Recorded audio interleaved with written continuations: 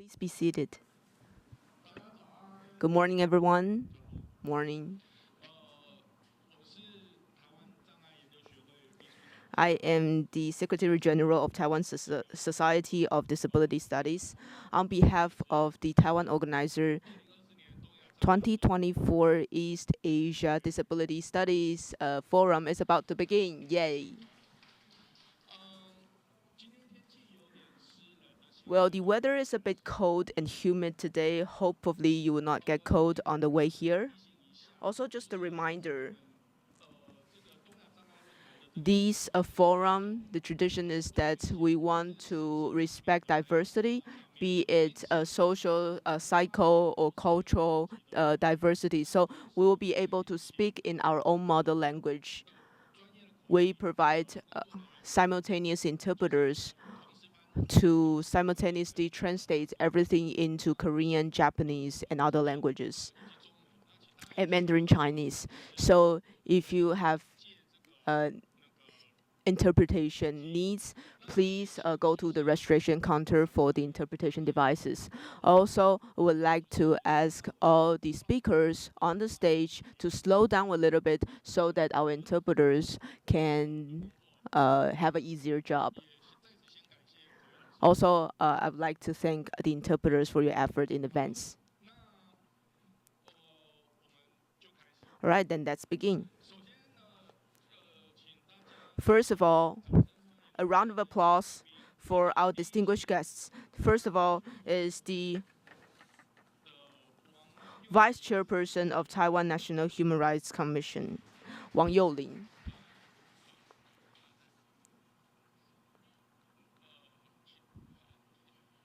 It's just the introduction, right? I don't need to give speeches now, right? Well, you can start the speech, but anyways, Commissioner Wang Rongzang, Commissioner Ye Dahua.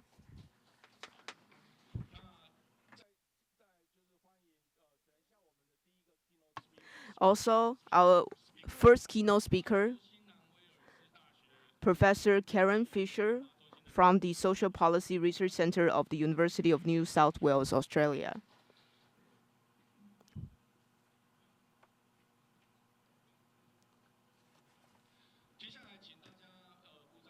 Next, a round of applause for our delegation from Japan. Especially Professor Otani and Professor Nakase and Professor Ito. Also, a round of applause for our South Korean delegation.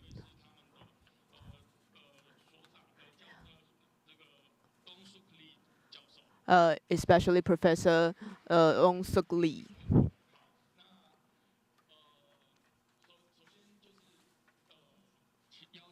First of all, I would like to invite Vice Chair of National Human Rights Commission, Wang Youlin, to give a short opening remarks.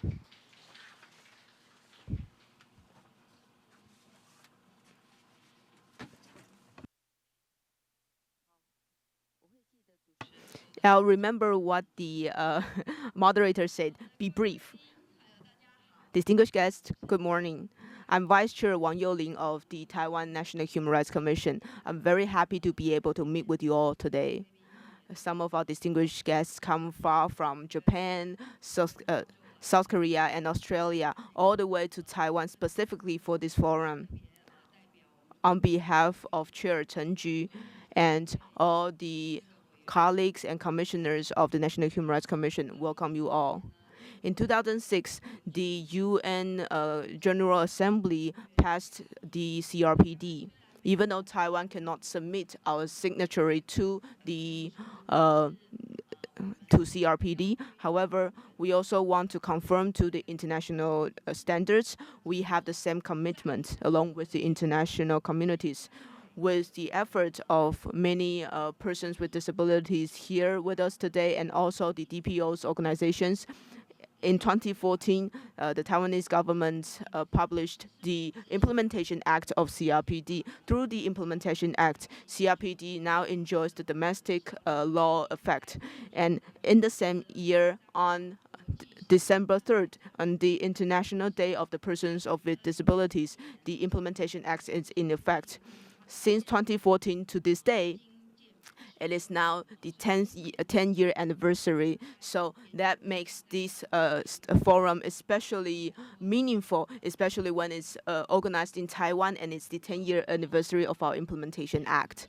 Just as CRPD, Taiwan's Implementation Act of CRPD also regulates that the government should submit a regular state report, and they will also need to, even though Taiwan will not be able to go to the UN mechanism and go to the Geneva for the review committee, but when we have a special system, we invite human rights experts to conduct reviews regarding our state reports. We have a 5-day report, a 5-day review.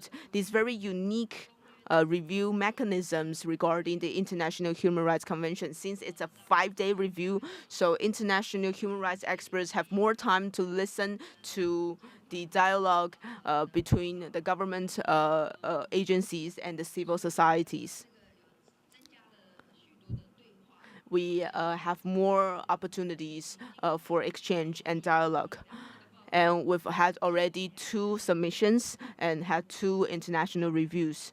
And we do see improvement in a slight improvement in terms of the human rights of persons with disabilities. But just as International Review Committee said in 2017, in the field of persons with disabilities, all of the countries are still developing countries. So the human rights situations for persons with disabilities in Taiwan still have a lot to improve. This forum for this topic, be it the reasonable accommodations at workplace, deinstitutionalizations, inclusion, etc. All these are heated topics today. They have difficulties, challenges, but they are very important issues. Whether we need to follow the trends or we are not able to accommodate and adjust to all these differences. I hope that today we have more opportunities to have a dialogue and to have a discussion. The National Human Rights Commission in Taiwan was established on August 1st in 2020. It was the result of 20 years of advocacy.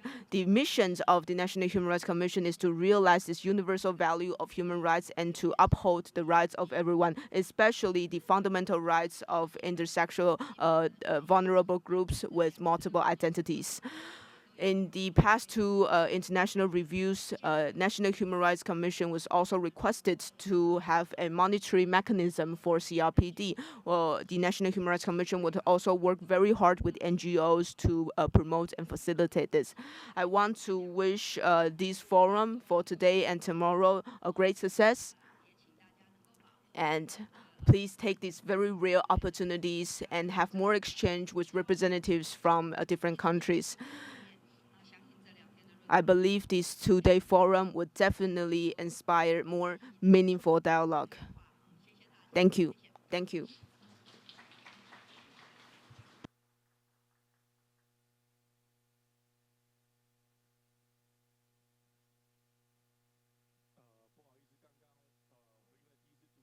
Sorry, I'm the first time as a moderator. I'm a bit nervous.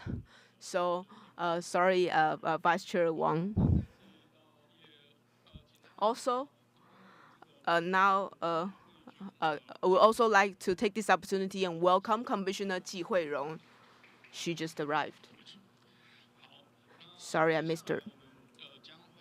Next, we would like to welcome 2 representatives from the Taiwan delegation. First is the Executive Vice President of the League for Persons with Disabilities, Zhang Caoxiang. Please give us an opening remark.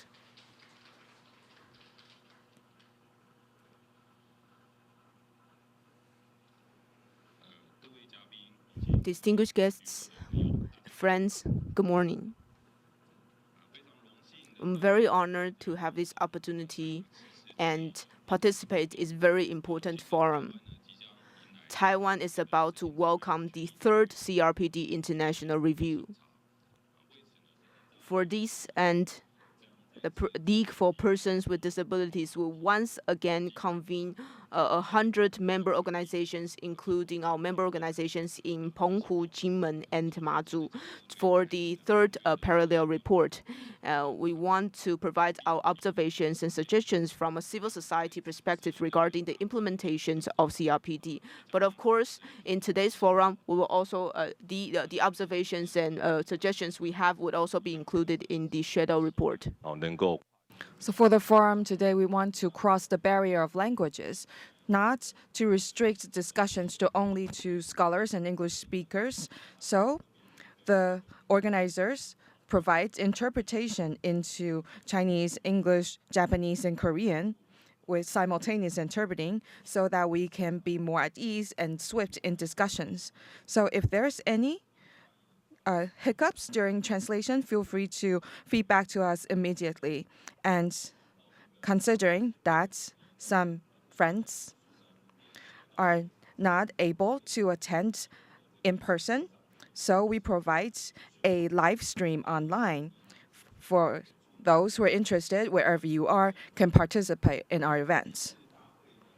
And so this venue focuses on 4 topics, especially the topics that the NHRC and the Ministry of Labor are focusing on, which is reasonable accommodations. And the government also released reference guidelines. Also, deinstitutionalization. Now, there's multiple voices and ideas on this issue. So for this exchange, we can have more discussions on the practices and supportive decision-making, allowing the people with disabilities to be able to express themselves, and that's quite relevant to our environmental factors. And even though CRPD and several conventions are of a domestic law effect in Taiwan, but after the 2 international reviews, there's still a lot that we can improve. So we look forward to your comments and recommendations. So the event has invited many friends from the international community to discuss here, and hope that we all who care about issues with disabilities can have this chance to exchange ideas and to understand one another, learn from another, and our voices shouldn't only for ourselves. We want to have the government, the society, and even the world to hear our statements and hear our views. And that is a main purpose of our gathering here today. Lastly, thank you very much for coming, and I wish every success to today and tomorrow's event. Thank you very much.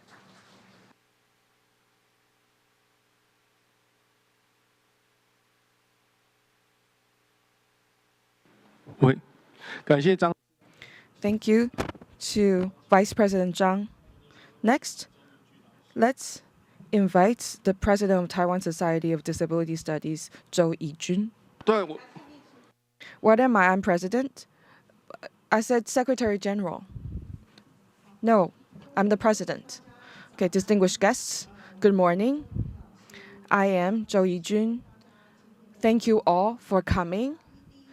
CRPD has been implemented in Taiwan since 2014, so that's been a decade since it's domesticated. And we all know that the CRPD, the convention, focuses on equality, inclusive equality rather than just formal equality. So barrier-free accessibility and individuality and autonomous decisions are all valued.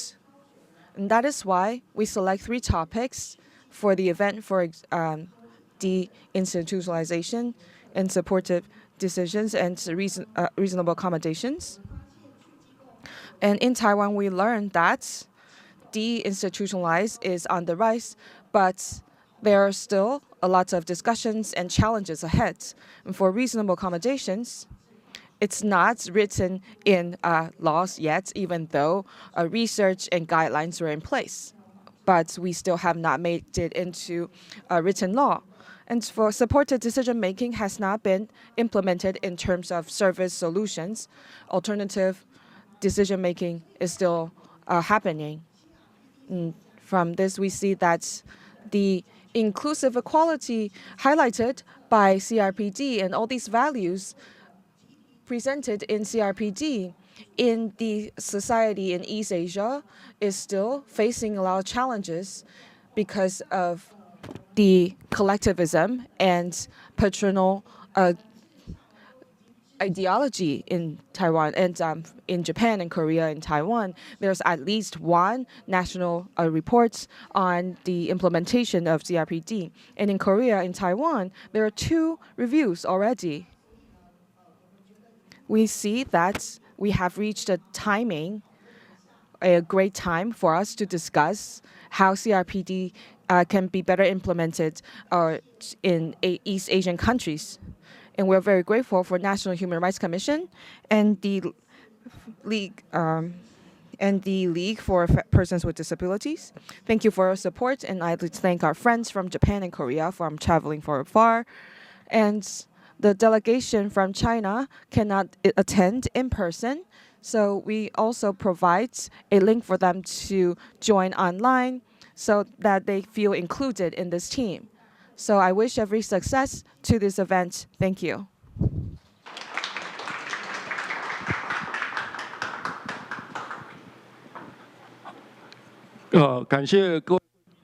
Thank you to our distinguished guests for their opening remarks. We will move into our first session, a keynote speech. And before that, the Secretary General Hong Xinping has a few words. So before we begin, here are several announcements. Housekeeping announcements about the routes and schedule for today. So for this venue, we're at the 6th floor, but sorry to say, the accessibility toilets are in the first floor and basement B1. So please take the elevator downstairs for the restroom. So we're sorry about that. And at lunch meals will be handed out outside of this hall. If you have any needs, just feel free to raise your hand. We have the staff members in place with white shirts and black pants. They're all staff members, and they can help you. And the reason that we didn't want to hand the meals to you at the table is because now we have an exhibition of posters here at the venue. We have many guests and friends familiar with disability issues submitted posters, and those will be exhibited at the venue. And all those who wrote those posters will stand by the posters and for interaction with our attendees. So from my left-hand side all the way to the wall in the back, there are all posters, and we would like to welcome you to visit, to view the content, and to interact with those attendees. And another things that we're sorry about is that we didn't provide dinner. And for the afternoon, we will have refreshments for you in meal boxes, and that will be handed out outside of this venue. If you have any needs, you can raise your hand to seek our staff for support. And I hope you to have a enjoyable experience at this venue. And we have a wider arrangement of the table so that we want you to be able to access. And all the escape routes are shown from the sides, from the signs.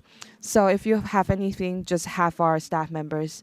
And so we will begin. And please also apologies to everyone because our moderator is a little bit nervous. And also up front, I'd like to pardon for pronouncing your names a little bit incorrectly. Thank you very much. Thank you to Secretary General Hong. So we are very honored to invite Karen Fisher here to talk about. Karen is the professor at Social Policy Research Centre, University of New South Wales, Australia, and she's going to talk about reasonable accommodation for new employees with disability. And the moderator for this keynote would be Zhou Yijun, President of Taiwan Society of Disability Studies.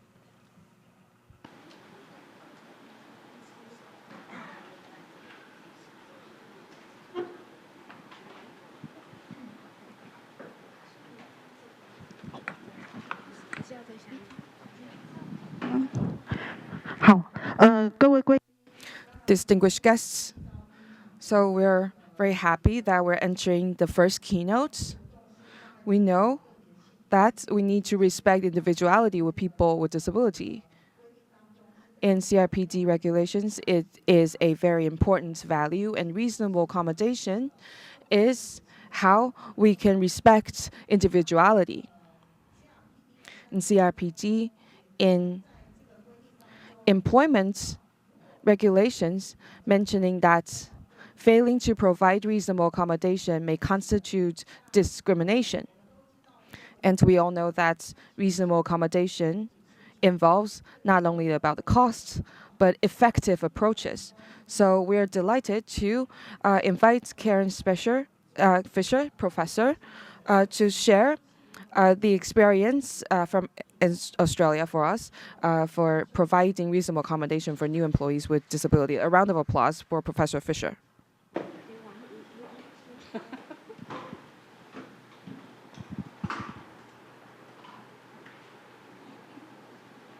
谢谢大家。我说 Thank you. Thank you very much. I do speak Mandarin Chinese, but I don't speak it fluently. I start by acknowledging the country, the land that we meet on of the Indigenous people, and the knowledge that we learn from them to improve the lives and rights of people with disability. Thank you very much for inviting me. I have worked in China and Taiwan now for 40 years, so I am getting old. It is a very important time for us all because the UN Convention is now nearly 20 years old, and some of you have been involved in that evolution for a long time. But the convention itself is not enough. We need the laws, we need the policy, we need the resources to enforce and make sure that the rights are implemented. What I will talk today about is the other part of that as well, that we need the approach and we need the commitment to make change happen. And unfortunately, we often don't have any of that. We don't have the formal policies and we don't have the commitment. So I'm going to talk about reasonable adjustment in employment as an example of those policies and of that commitment. But it also applies to other policies, particularly deinstitutionalization, and your third area around supported decision-making, which is very difficult for people to understand unless they listen to people with disability and they become committed to that change.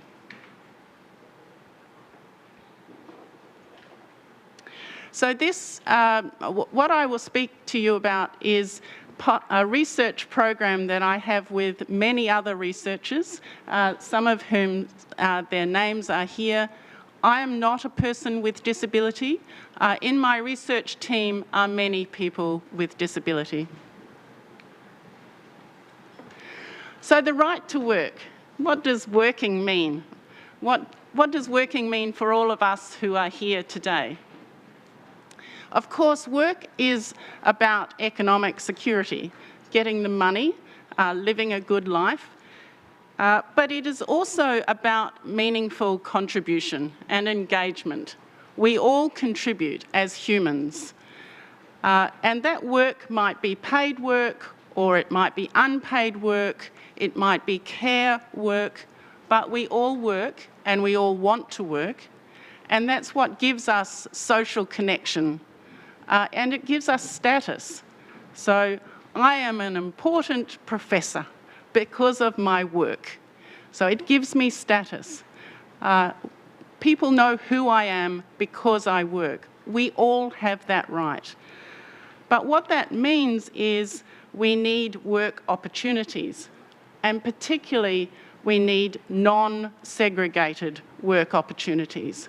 We cannot expect work just to be in places where other people with disability are, because it doesn't give those rights around income, meaningful contribution, and social connection in our communities. To achieve that means we need to change expectations, everyone's expectations, so that everyone has a right to work. So that means changing the attitudes of employers, changing the attitudes of some people with disability who don't expect to work. They started their lives as children not expecting to work because their schools, their families, their friends didn't expect them to work. So changing their own attitudes. And also, of course, changing broader society. The attitudes and expectations that when I go into a shop, I'm going to see and interact with people with disability who are employed in that shop, or on the bus, or at the business. So we need big change in attitudes from everyone who is involved in our work in our society. So, for example, one of the people in the research I'm going to talk about today, she said, we need these types of prototypes, these programs, to help everyone who wants to have a job, to be secure and in a respected job. So not just any job, a good job. I'm going to briefly talk about the policies in Australia, because the policies are good, the implementation is not so good, but it gives you context to understand what is needed in infrastructure in order to change attitudes. So Australia has very much used the convention to think about the rights of people with disability rather than charity or welfare. The convention has been very, very helpful to change the way that we think about people with disability. We have a disability strategy, so that's a 10-year strategy, and within that strategy, it says what the government will do to make sure that we progress towards the rights in the convention. And we have a Discrimination Act to enforce those rights. So that structure of laws is very important because it states what must happen and how to complain, how to enforce. Specifically in employment support, there is another strategy, the employment strategy, and again that's very important because it commits the government, and one of those commitments is to close all sheltered workshops. In order to make that happen, there is a system of support called Job Access, and that is support to employees and employers. And you'll see from the example that I talk about why that is important, because it's not really the people with disability that need to change, it's the employers that need to change, and they need support to do that. They need people and they need money to help them make that change. Behind the employment strategy, there is also what we call the National Disability Insurance Scheme, which is free support to people with disability to do the things they need in their life. So for someone who is working, that's maybe support to get out of bed, support to get to work, and then support in work. It's not perfect, but it's better than it was. And the last policy there is the Disability Employment Services Reform Transition. So that's big words for we will close the sheltered workshops by 2030. So half of them are now closed, the other half will be closed by 2030.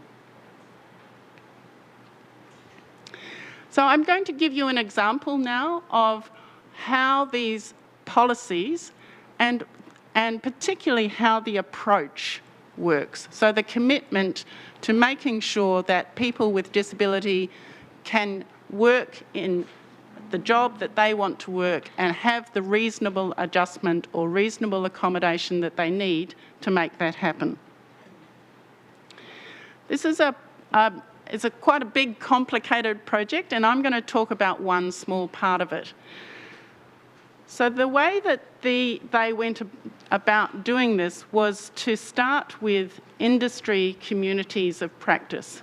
So this is where groups of employers from the same industry, in the case I'm going to talk about is aged care, so residential aged care, where in this case 10 residential aged care employers got together and said, how do we increase the number of people with disability working in our facilities? And the reason they did that is because we don't have enough workers. There is a workforce shortage. And so, of course, 20% of Australians are people with disability. All of these people, if they choose to work in aged care, have the right to do that, but there isn't reasonable adjustment yet. So these employers decided that they would ask the government for some support for paid traineeships. So what that meant was that they were able to advertise jobs to people with intellectual disability and psychosocial disability to work in those aged care facilities and receive on-the-job training. So most of these people with disability had never had a paid job. They didn't know what it meant to go into a workplace, and they certainly didn't know how to be an aged care worker. But the employers thought, if we have paid traineeships, we can teach them to do those things on the job. So they received on-the-job training. They also received support from the Disability Employment Service, DES. So these are support workers who help people with disability adjust to the job. They also help the employer adjust to working with people with disability. And those two parts are very important. And the third part of the support for training was what we call a registered training organisation, so vocational trainers, so that they ended up with a certificate at the end of the year. So this is formal training. So they had 3 types of training: on-the-job training, support from the Disability Employment Service, and a registered training organisation for a certificate. In addition, the employer themselves, because of the policy of job access, had support to make reasonable accommodations. In this case, most of that reasonable accommodation was, how do we do this? It wasn't about equipment, because these are people with intellectual disability and psychosocial disability. But if they needed equipment, that also would have been paid by the government. So in this case, there is no cost to the employer to learn how to employ people with disability. I'll tell you the end of the story now, so you don't wonder. It worked. It was great. Only one person decided that they didn't want to do it anymore, but they got another job instead. All of the people stayed in a care role, a paid care role. So they were caring for older people. It was very important that they didn't all end up in the laundry or in the kitchen, that these are meaningful jobs.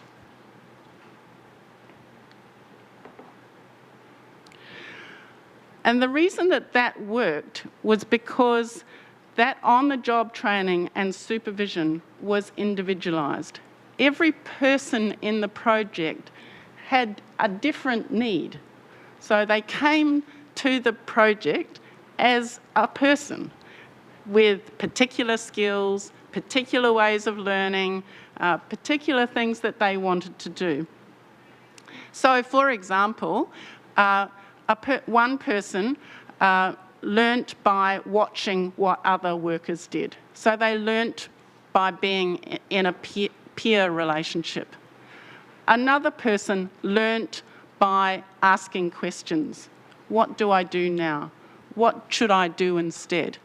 And so the ways of learning was what varied, and that's what meant the reasonable adjustment worked. It took them time, of course, to work that out, because none of these people had worked in paid work before. But because both the trainee and the manager were supported by experts, the Disability Employment Service, they knew what to do when there were problems so that they could fix them. Of course, many of the things that they learnt are not because they have a disability. They were things that anyone learns when they start a new job, and particularly when it is their first job. And so one of the roles of the disability employment support workers was to point out this problem is not because they have a disability, it's because you're employing a new staff member. You have encountered this problem many times, so don't discriminate because they are a person with disability. That was particularly important for co-workers because the people they were working with were fearful, they were afraid, they didn't want to work with these people. And so explaining actually every time there is a new staff member, it is change and you adapt to that change. So you can understand that these problems are similar to other new workers. So that was about developing confidence, examples of understanding which tasks were more important than other tasks. So for example, some of the people were particularly good at care, at actually understanding, I am caring for you and therefore I need to spend time relating to you. But maybe that wasn't urgent. Maybe I needed to help you have a shower and I was spending time understanding you rather than helping you have a shower. So those sort of lessons were really important. And again, it took time. So what we learned from this example is that reasonable accommodation is about individualising. It's responding to what does the particular person need, what skills do they want, and it's also about developing positive attitudes in the workplace. For the person, that's the easy part in a way. For the co-workers, that's quite difficult, building down up there in acceptance and addressing their resistance from managers. The managers were actually the ones who were most surprised and understood this very early, and from the customers. In this case, the aged care residents loved it because, of course, they were getting good quality care from people who understood relationships are really important because they'd experienced a lot of discrimination themselves. So everyone was learning from them. So this is a good example, I think, of where people get a job, the employer has a problem solved, they've got staff. Co-workers, the people that they are working with, actually learn there are better ways of doing my own job. I need to learn from people with disability. And when we had a celebration at the end of the year, it was the co-workers who were crying with excitement because they had learnt so much from this experience when they knew that they had started by being very resistant.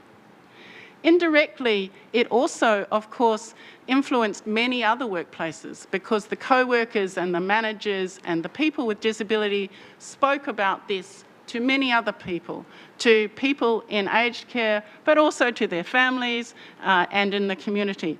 So that influence of people with disability in the workplace is very basic to what we know about changing attitudes. I want to finish by talking about how we do this research.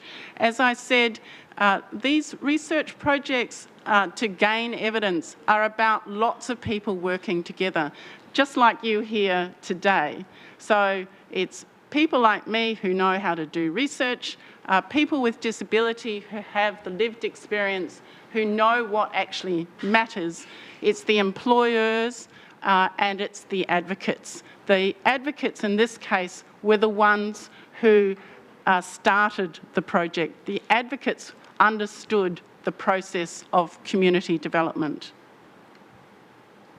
All the resources, the evidence is available online, and I encourage you to contact me or to talk with me over this conference. But you are also very welcome to think about how does this approach apply to your own situation, to your own research or advocacy area.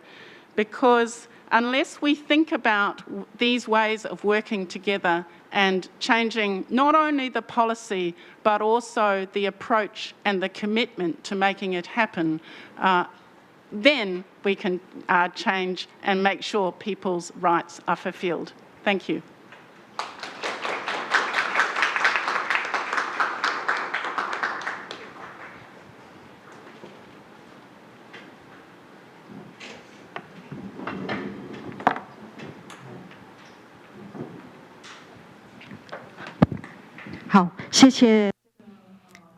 Thank you to Professor Fisher for her brilliant presentation. Let's have 10 minutes for Q&A session, opening to the floor for feedback and questions. We have one in the back. We have a participant who has a question.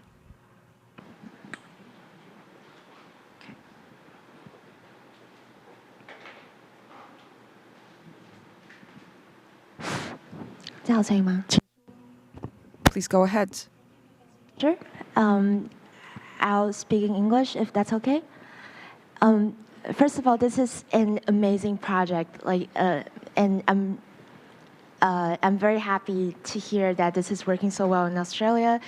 But I would also like to ask a few questions on how that works in practice. For example, I especially appreciate the part about individualized support and supervision, but I imagine as all persons with disabilities will need very different supports and will encounter very different situations as they enter into aged care. And because of that, that requires a lot of communication between both employers, the new coming staff, and perhaps other colleagues as well. And but my question is more like, how do you facilitate that communication to happen? Because as you said, most of them did not have paid work experiences prior to this, which means they don't necessarily know what kind of support they need, or employers don't necessarily know what kind of support they can offer to help this specific person. And is there any way, or are there any experts to facilitate this process to make it, yeah. Thank you.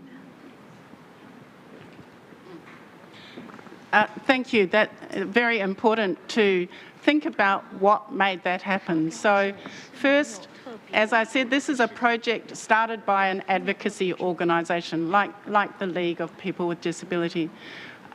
They received government funding to make this happen. Second, there is a community of practice. So all of those aged care employers together thought about what is it we need, how are we going to make it happen, how are we going to solve this problem, oh my goodness, it's all going wrong, what are we going to do, let's fix it. So the community of practice was very important. Third, there are policies and support and money from the government through job access. So there are paid experts, disability employment support experts, supporting the person and supporting the employer.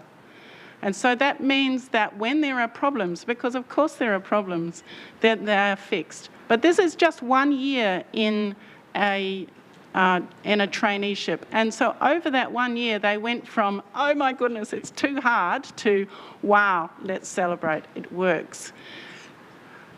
One of the problems with many employment policies, not like this one, is we spend all our time trying to change the person with disability and trying to train the person with disability, instead of saying, here's a job, who would like to do that job?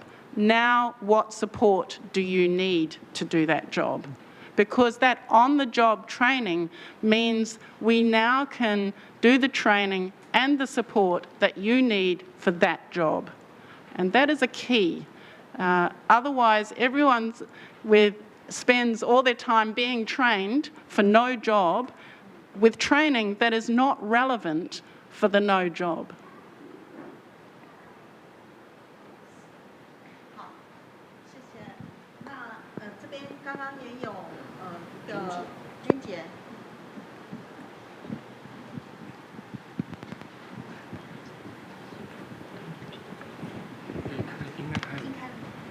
喂，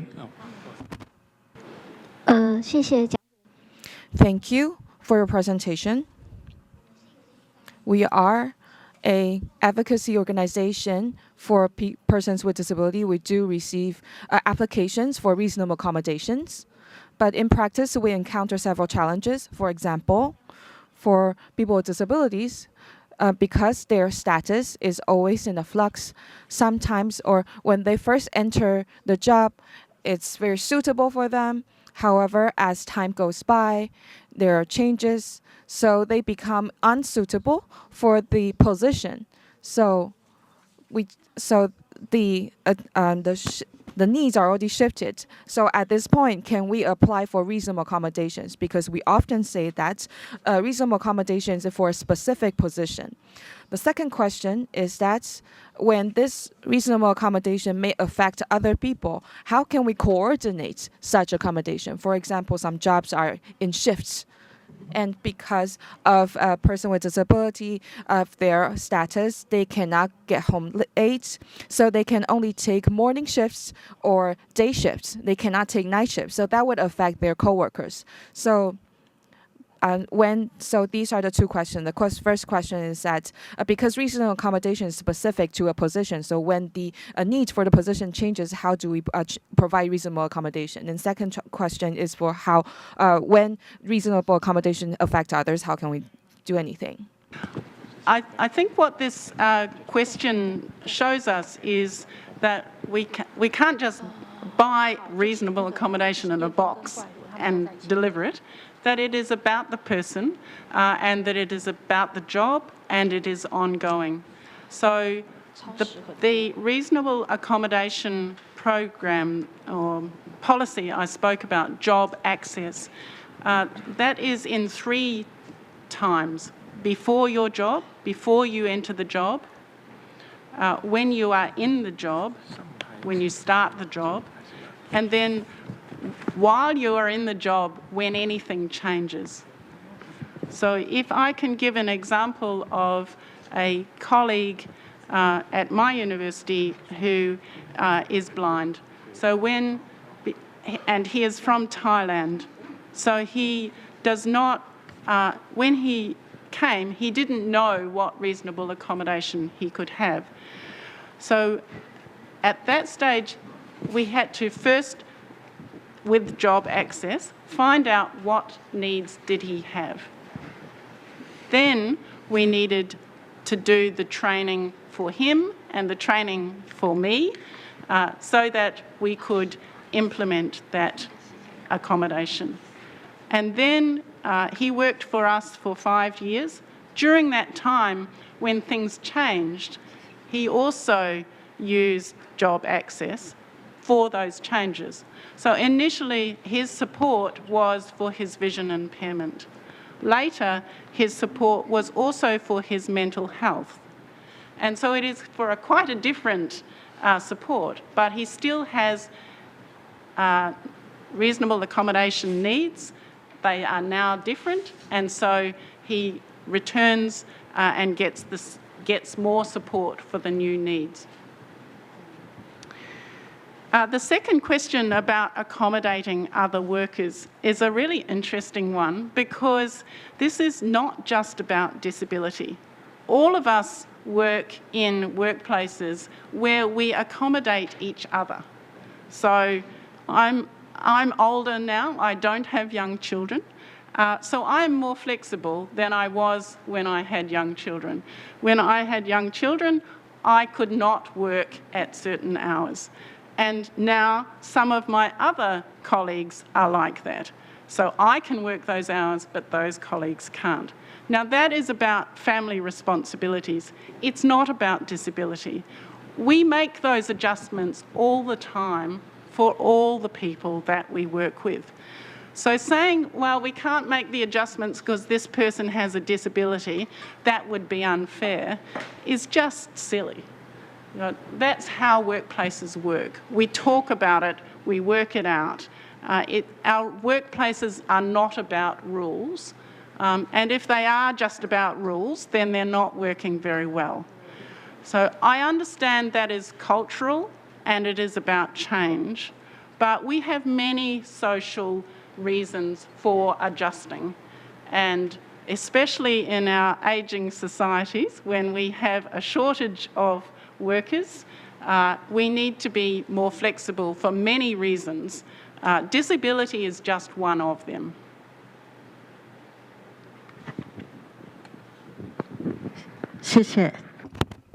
Thank you. I'm informed that we actually have time constraints. But can we allow for one more question? Because we see so many questions from the participants, so we'll allow one more. Please go right ahead. Person in the back. Hello, I am from Central University, Taiwan. My question is for the proportionality of reasonable accommodation.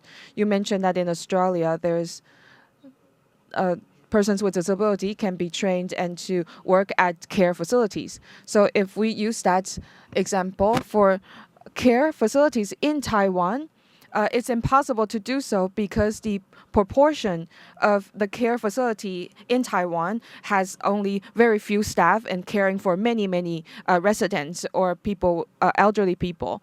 And for the employers would say that, oh, I cannot offer this job to a person with disability because of proportionality, because the loading of the job doesn't cut it. And so in Taiwan society, everyone who has a job is overloaded or burdened with a lot of overwork.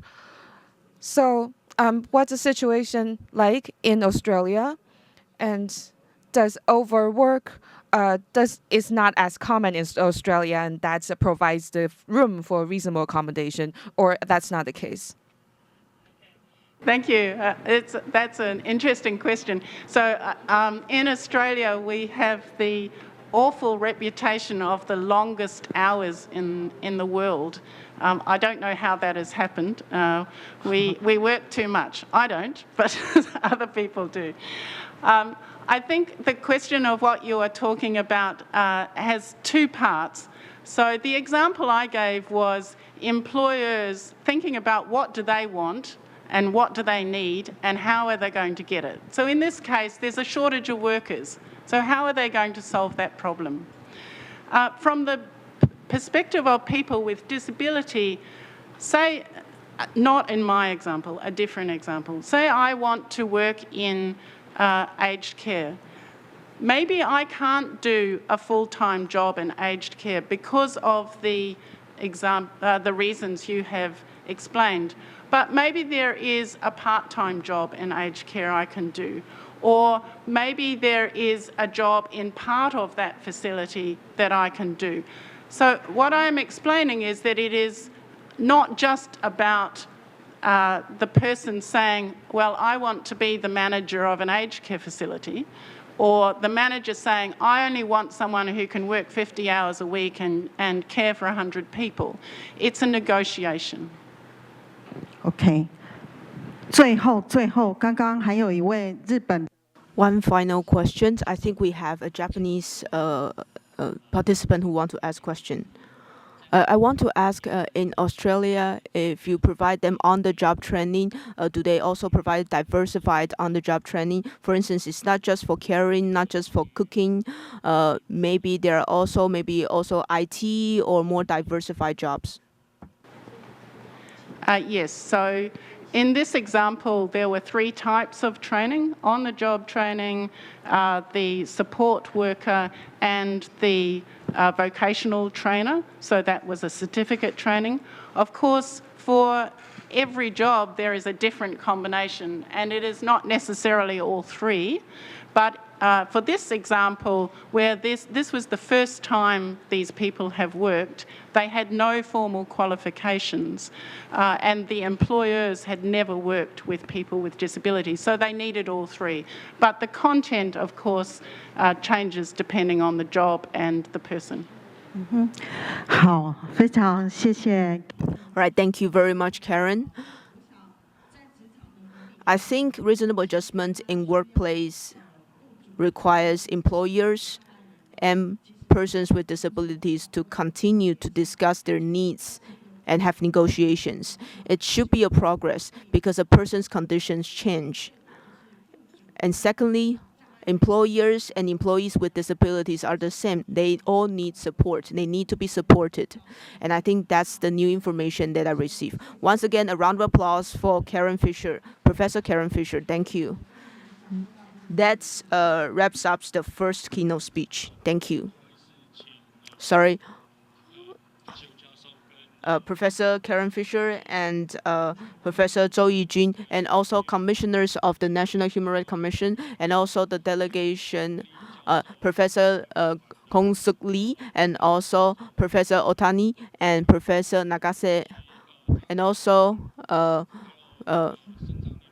Professor Zhang Wenhao, and also Deputy Secretary General Zhang Caoxiang. Please come to the stage and take a group photo before we end this session.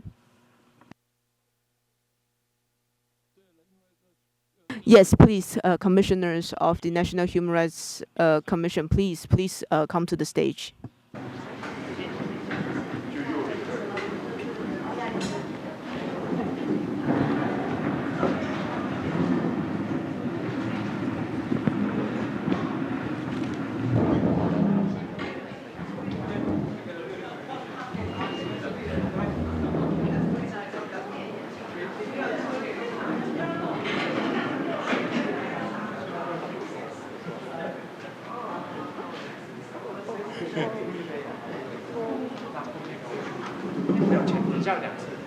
主任好，主任好。帮我有些贵宾麻烦帮我到你们的右手边。对。这边可以吗？需要移动吗？看一下哦。这里，稍等一下，稍等一下。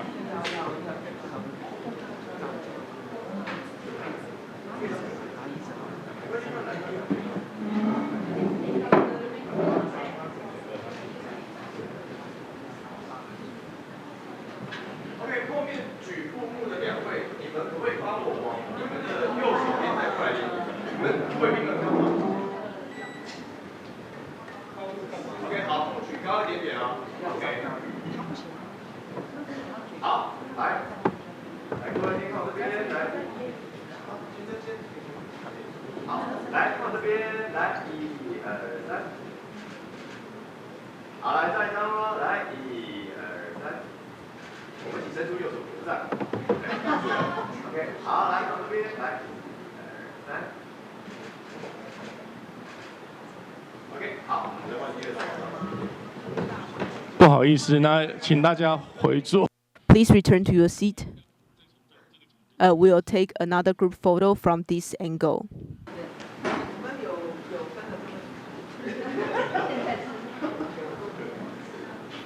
ご苦労様です。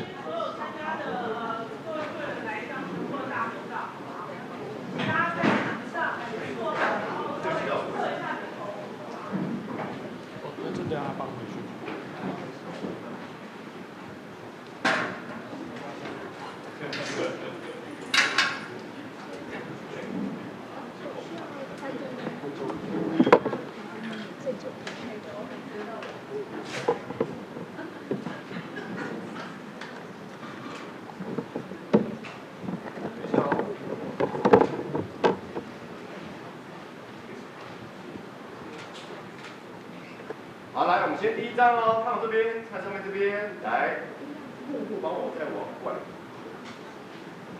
OK， 好，谢谢，感谢。好，好，来看我这边，来，1、2、3。好，来再一张，来，1、2、3。我们再一张哦，等我一下哦。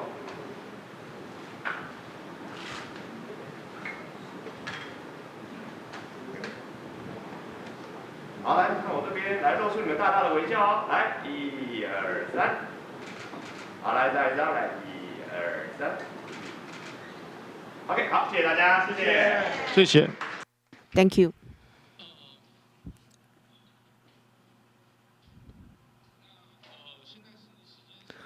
It's now 10:05. According to schedule, we have a 20 minutes break and poster presentation. We've prepared coffee and black tea. So we're welcome to join us on the walls. There are different submissions, the photos showing their advocacy work and also their research. So please be back at 10:25. See you at 10:25.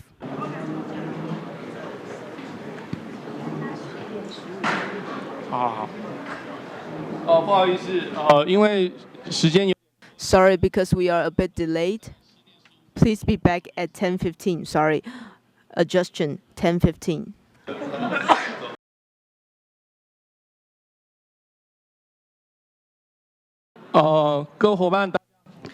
Dear colleagues, hello everyone. Let's proceed with the first session, Reasonable Accommodation in the Workplace. And let's give a round of applause for the moderator, Professor Dong-Soo Lee, and let's have him for his opening remarks.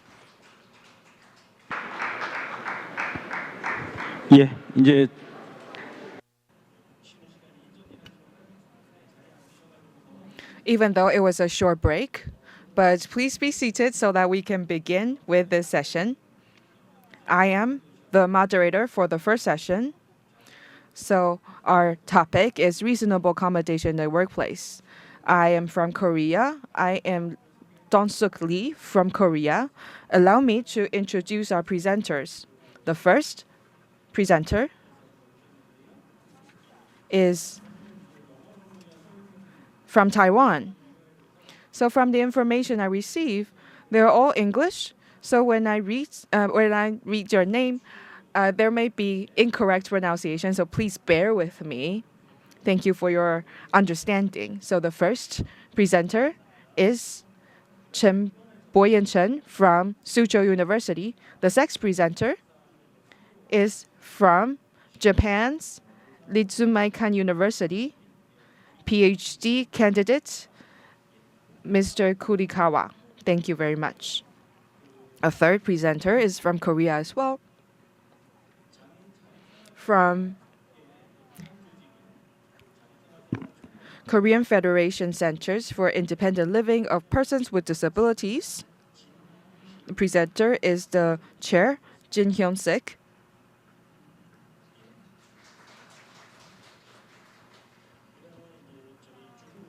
Next presenter is from China, who's not able to attend in person, but he will join us in a video format, Professor Ding Peng from Hubei University of Economics. So we have 90 minutes for the session, and because there's a little delay in our starts, so for each presenter you have 10 to 15 minutes to present. So please mind your time. speak for 10 minutes, it would be we will be very grateful. So let's invite Mr. Chen to begin.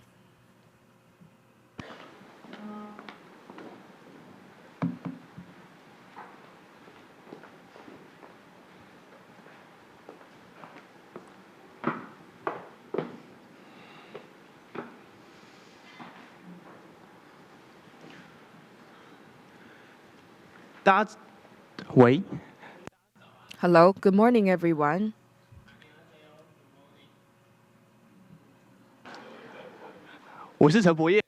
I am Chen Boyan. I'm honored to have this opportunity to share my research with you. As the title, I want to talk about the workplace reasonable accommodation for people with hearing disability and the employers. So I will introduce the backgrounds in Taiwan, literature, methods, results, and conclusion. So first, in the past, there were 2 international reviews on CRPD implementation back in 2017 and 2022. From my observation, in those reviews, one general comment is that the experts state that there is no reasonable accommodation available in Taiwan. So I looked through all the literature researching on persons with hearing disabilities. We found that job rehabilitation or redesigning jobs are the accommodations provided. So from my research, I want to look at the reasonable accommodation for people with hearing disability, and through in-depth interview to understand the actual needs of the people with hearing disabilities and the employers and come up with policy recommendations. Next, literature review, there are 3 aspects. The first aspect is that the meaning of reasonable accommodation. We can go back to the 1990s, ADA from the US, which focuses on employment of people with disability. In comparison, in 2006 CRPD, compared to ADA, reasonable accommodation should be more about employment. It should have accommodation in education, and all the reasonable accommodation should accompany comprehensive rights, including ICSCR and ICEPCR, all these other international human rights standards. And in the workplace, we see there's a lot of challenges. For example, people with hearing disabilities may not be able to take telephone calls in the workplace. And if a necessary reasonable accommodation is made, then that is for the people with hearing disability. And let's look at the reasonable standard for accommodation. There are 2 aspects. The first, reasonability. The second aspect is effectiveness. So reasonability involves whether it would bring a disproportionate and excessive burden to the people with disability. However, literature also shows that without discussion from both parties or an objective reason or justification for denial or refusal, then it's seen as unreasonable. And the literature also shows that accommodation should be effective. So the accommodation should have the people with disability able to proceed with their work. So in reasonable accommodation, there are several challenges and hiccups. For example, to reveal the disability and subjectivity and a matter of cost. Throughout the entire accommodation, employees of disability need to reveal their identity with disability and requesting the needs from the employers. So they would need to reveal themselves. And in lawsuits or litigation, they also need to be in a position of a disadvantaged group. However, IO states that the employer only needs to know the challenges of obstacles and limitation to the employee in the workplace and what kind of assistance can employer provide without knowing the exact disability of the person. However, in comparison to people with disability, the employers have a greater power to decide what is reasonable, what is not, and what's affordable, what's not. That's decided by the employer. So as a result, the employers, it's up for the subjectivity of the employers, and the people with disability is even more disadvantaged. From my research, the methods, there are two methods. The first is secondary data analysis. The next is in-depth interview. Happened between February and April, interviewing 16 hearing impaired workers and 4 deaf workers. And we interviewed 1 company founder and 6 supervisors within companies. And next, I'll talk about the results of the research. So let's look at the policy of a reasonable accommodation in Taiwan. Back in 1995, Taiwanese government already began implementing job accommodation, but that is only an incentive-based initiative for employers. So when an employee requests accommodation and the employer refuses, there is no penalty. And how do we address that? In Taiwan's examples, according to Article 5 of Employment Service Act, saying that a refusal may affect employment discrimination. However, Employment Service Act does not stipulate the content of reasonable accommodation, and there is no specific penalty or requesting the employers to accommodate in written regulations.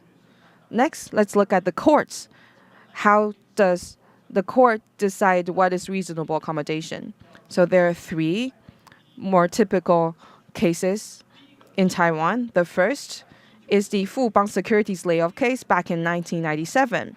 So that was early on before CRPD Implementation Act. So the determination by the courts, the employee filed a lawsuit stating that the right to work should follow the ADA of the U.S. However, the court decided that it's a U.S. law, so it's not applicable. So the employee lost the case. The second case is a staff of an elementary school back in 2020.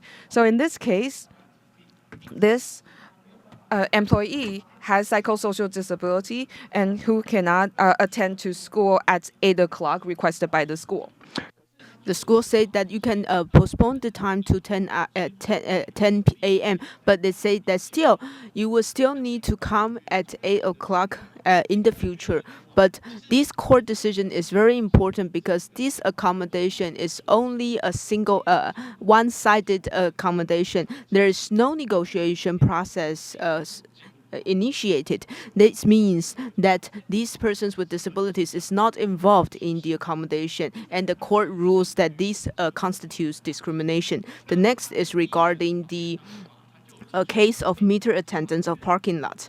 On the first instance, the court thinks that reasonable accommodation is not stipulated in the laws and regulations. So does that mean that the law actually ask the employers to be obliged to it? However, the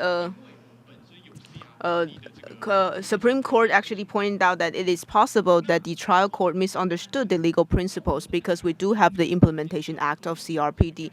The reason we mentioned this is because when reasonable accommodations is not stipulated, then it is very easy that the standards of reasonable accommodations would be decided by the courts without a objective criteria to be reviewed and seen.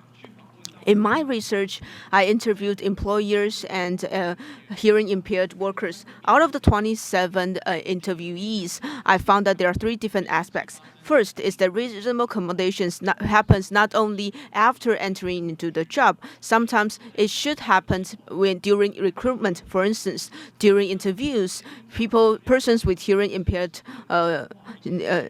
hearing disabilities need sign language interpreters, or they need to they need the volume to be louder. So even though there are reasonable accommodations, but what we need to rely on is that whether or not they are lucky enough to face well-altitude employers, they themselves, on the other hand, need to make the accommodations themselves. For instance, they need to find the sign language interpreters for themselves. Also, accommodation comes with two aspects. First is the nature of the job. Second is the company's operation. For instance, in logistics, transportation of the you need to have a truck. Therefore, it's actually high risk. And in the past, normally the warning sign would be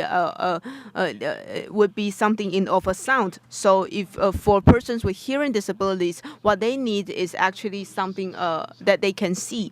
And also, since the conference is an online meeting, what they need is a Bluetooth hearing devices. So from these two aspects, you will see that because of the job nature and because of the company's operation, this would affect the process.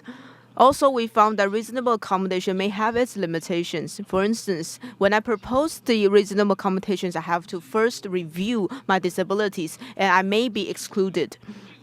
What do I mean by that? For instance, a deaf worker who used to work in banks said that during meetings I need to have reasonable accommodation. For instance, I need interpreters. The supervisors said that then you don't need to attend meetings at all. This accommodation to the employers is already reasonable accommodation, but instead this actually is a way to exclude the rights of these persons with disability. I believe that in accommodations, it would also be limited by the nature of the job. For instance, employees, one of them work in banking industry.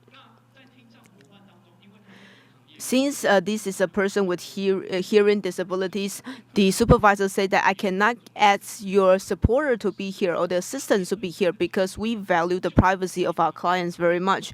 So then the accommodation cannot be realized.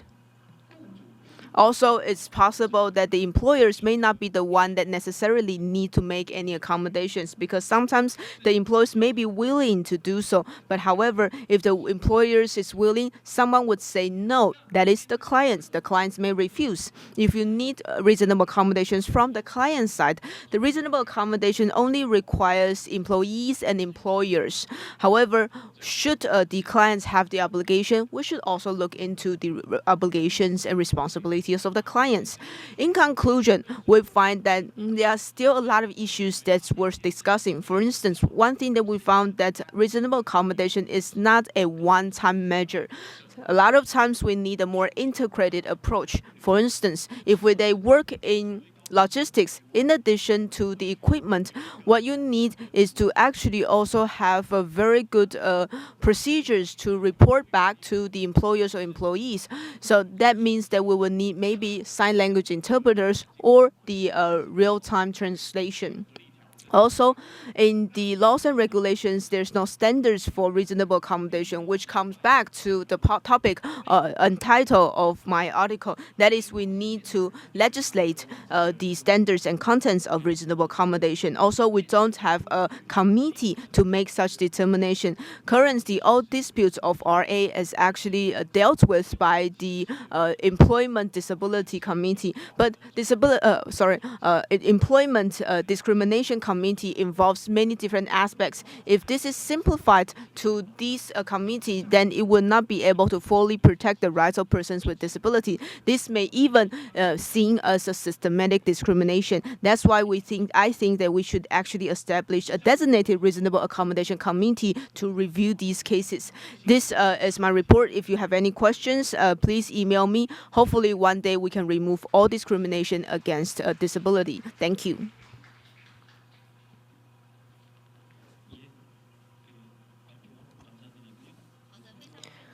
Okay, thank you. Thank you very much for your speech. In Taiwan, persons with disabilities, when they are in the workplace, they haven't received reasonable accommodations, and what recommendations you have and what improvement should have in the future.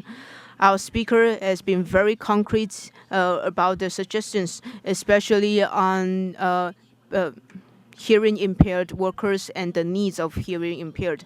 I believe that the system of Taiwan can be improved based on this.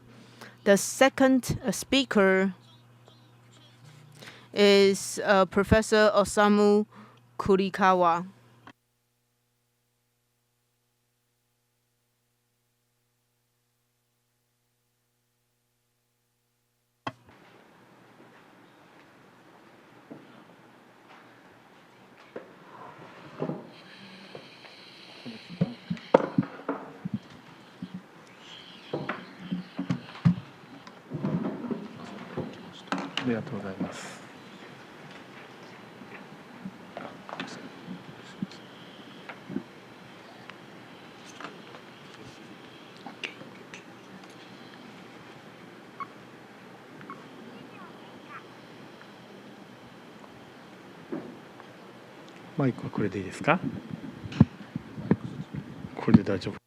Is it okay with the microphone?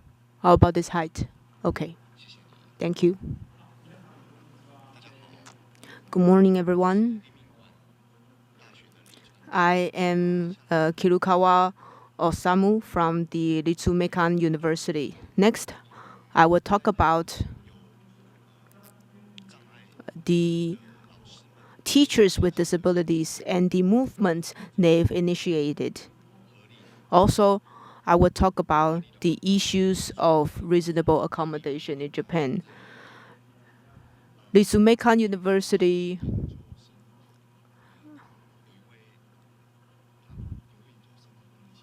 one of the graduate students from the Ritsumeikan University also helped me conducting this research. First of all, a brief introduction of myself. From 1987 to 2020, I work as a visually impaired social studies teacher at a prefectural high school in Niigata Prefecture. Niigata Prefecture is about 300 kilometers north of Tokyo. It is a prefecture facing the ocean. Last year, a very important teacher passed away. As a visually impaired teacher, I faced many difficulties. In order to solve and overcome these difficulties,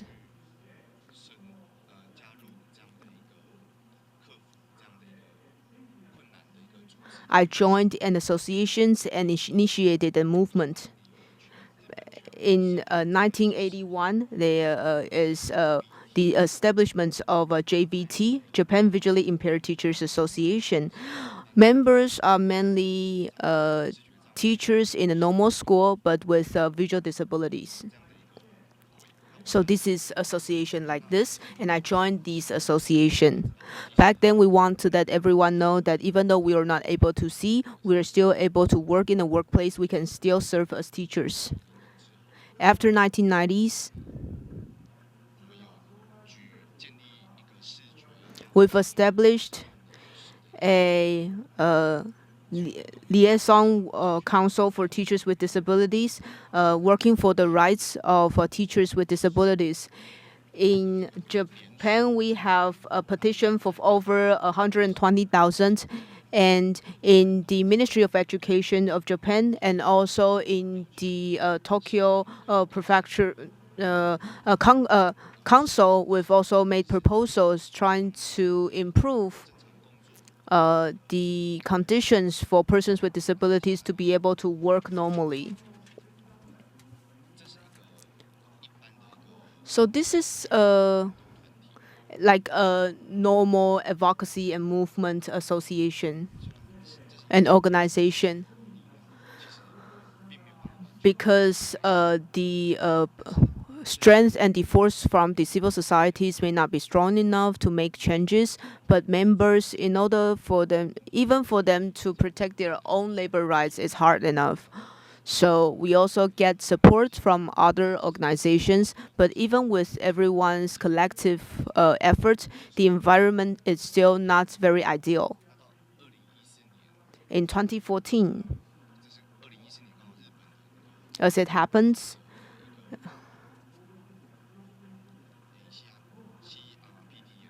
CRPD was also passed and ratified by Japan. We also had a Japan Teachers Union. Within this union, we had a network of teachers with disabilities. I personally served as a main facilitator within that network.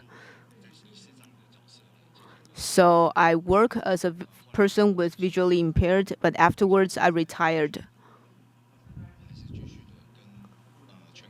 Currently, I continue to connect with other teachers with visual disabilities, and currently, I'm still continue to help and participate in the movement to protect the rights of persons with visual disabilities in Rikumekan University. 3 days ago, I just submitted my PhD dissertation. Doctoral dissertation. So for today's presentation, I quote a small part of my dissertation to share with you the results. First is regarding the disability situation in Japan. First of all,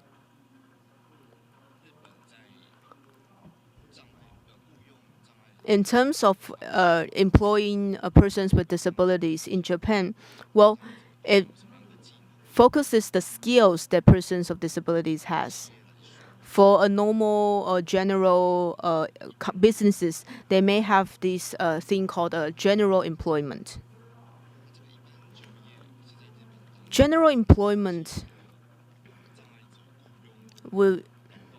is actually regulated under a Disability Protection Employment Act. So this means that a certain quota or certain percentage of the employees needs to be persons with disabilities. Currently, the number is 2.5%. But due to the nature of the jobs, there may be some differences. But at least a business needs to hire 2.5% of persons with disabilities as their employees. For instance, in a businesses out of 40 employees, 1 employee needs to be person with disabilities. This obligation is already required under the law. 日本の障害者雇用一般企業あるいは And that's applies to public servants in Japan as well. So that's the employment of people with disability in Japan. So in 1960s, the people with disabilities, the laws to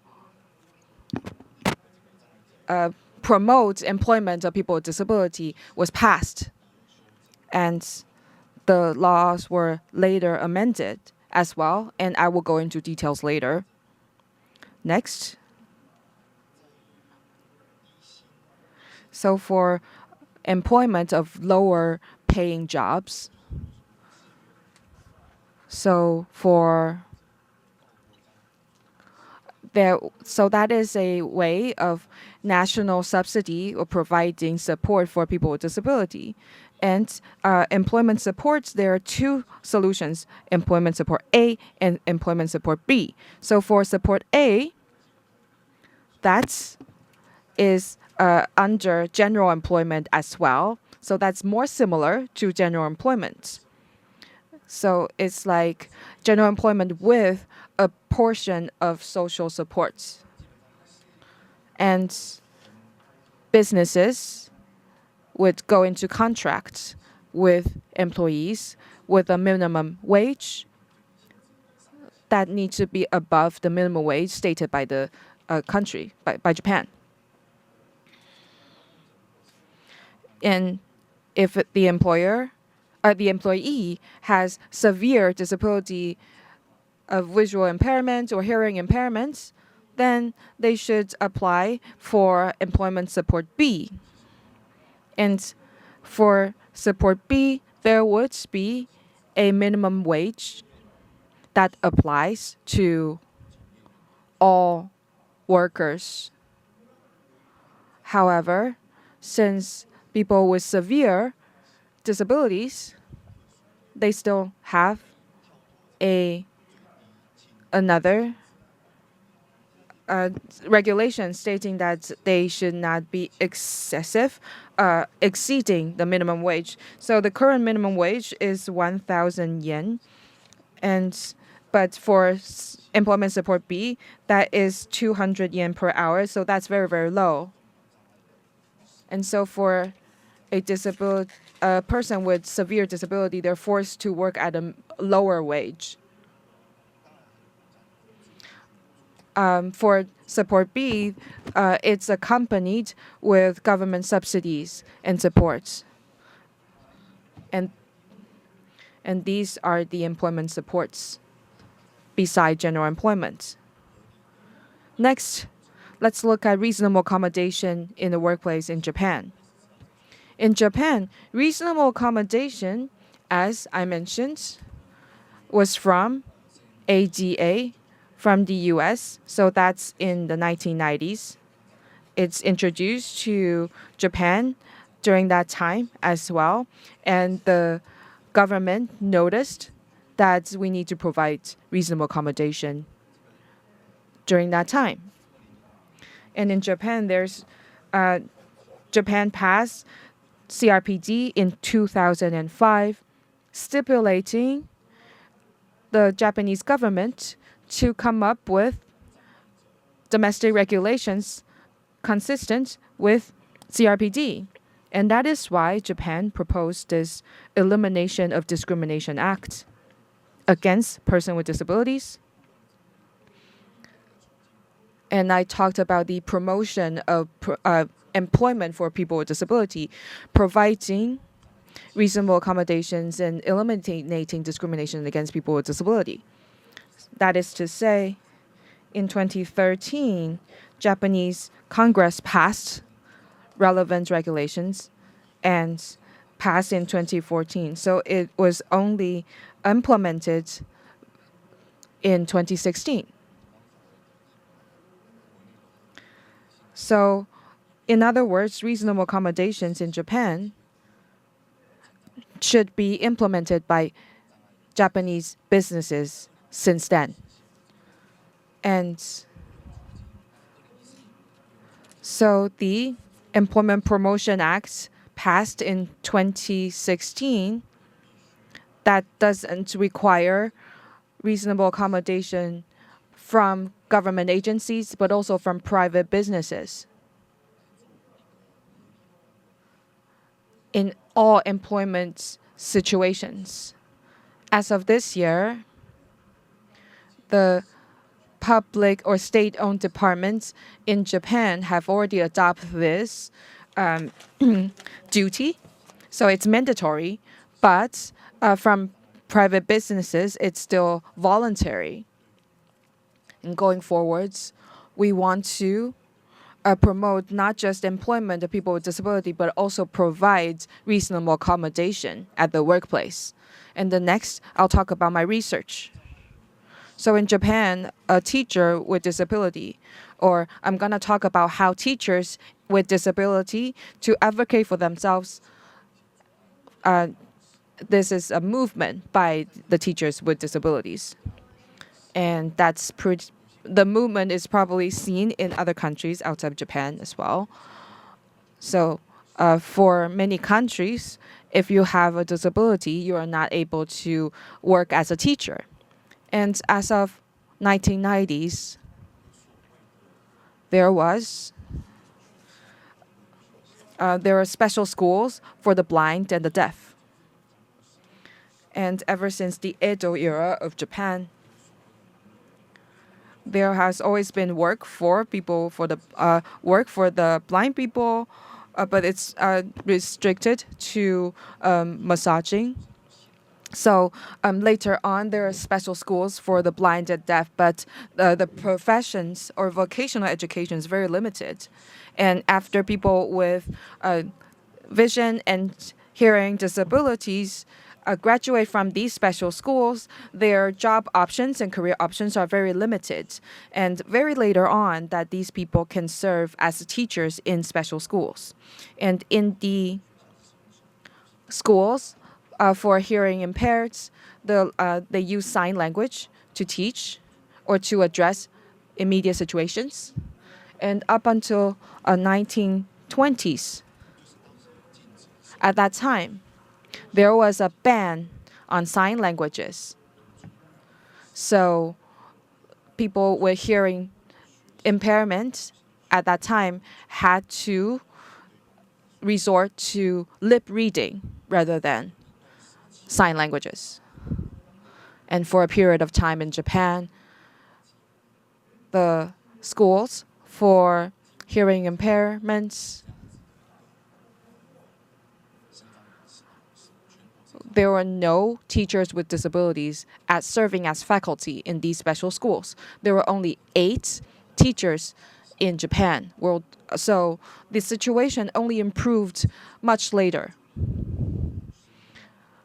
Other than teachers with visual and hearing impaired, people with disabilities or other disabilities rarely have opportunity to serve as a teacher. And up until 1990, there is Employment Promotion Act that I mentioned. So there are duties or mandatory employment regulations. So discriminative regulations were eliminated only by then. And for the movement I'm going to talk about today, let's look at the movement itself. Pardon me, we're going to skip some content of the slides. Let's go to the 4th point. So for right to work and reasonable accommodation. As a person with a disability, as a teacher with disabilities, there are a lot of accommodation should be in place. For example, a comprehensive regulatory framework to protect our right to work. In fact, there are a lot of disabilities, including physical impairment or psychosocial disabilities. For these teachers, they require assistance by their sides. So from an employer's perspective, you need to hire additional assistants beside the teachers. And that would be a burden for the employers. So the current practice is that we focus on the people with disabilities that are functional as long as there is some basic assistance. For teachers or for people with severe disabilities, it will be harder to hire them as teachers. And for persons with intellectual disabilities, there will be more accommodations, assistance necessary. In the past, we would look at a person's capability or their skill set to see the roles they can play in a society and to assign them with a job suitable for their characteristics. And from this, we need to think about how we can extend that concept towards people with disabilities. That is to say, we need to ensure people's right to work, for them to have the dignity and the rights as a human being. They can have options and diversity. Thank you.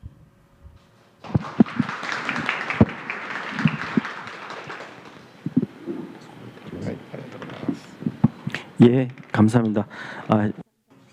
Thank you very much. Due to time constraints, it's such a shame that we don't get to hear a full presentation from Mr. Kurikawa.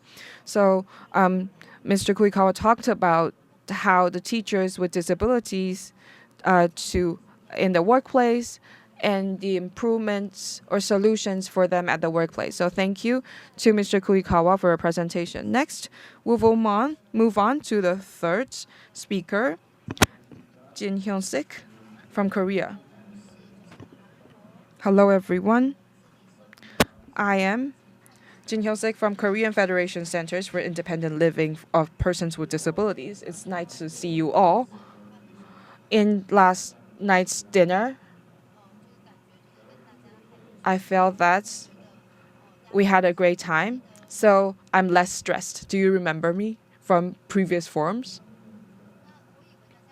I thought you may have some reaction towards what I said. Oh, awkward, so awkward. Okay, so please give me a round of applause so that we can have a better atmosphere here. Korea and Taiwan and Japan, Australia, all the 4 countries, we're all gathered here today. So we do have different languages, and there is a time gap in interpreting, so I will speak very slowly.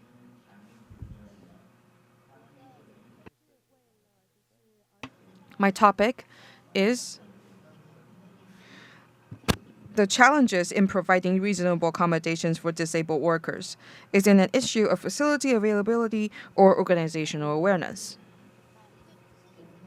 So is it a hardware problem or a software problem? And for reasonable accommodation, what's the content or the essence of reasonable accommodation? First, let me introduce myself. In Korea, I wanted to help people with disabilities to live independently, and that's my organization advocates for that. We seek deinstitutionalization, and our group supports people with disability to live independently. Compared to hardware, I think software, people's minds, people's thoughts require more discussion. In Korea, I like to talk about some theories. Not so long ago, I met Chen Bo-yan. We shared the same surname, Chen. And all of our presenters talked about hearing impairment, vision impairment from our previous presenters. These are very important because we need to guarantee the right to work and employment for people with disabilities. In addition, we also need to allow them to get a sense of achievement in the workplace so they can have a better living. How do we satisfy these sense of achievement? Of course, we need to first give them a job, hire them.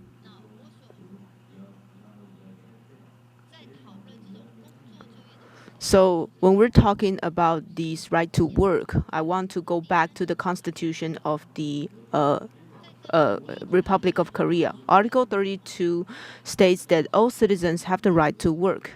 And second, it also mentioned that all citizens are obliged to work. Third, the standard for working conditions is determined by law to guarantee human dignity. So when you're at work, be it a person with disabilities or not, we're all protected under the law. What does that mean?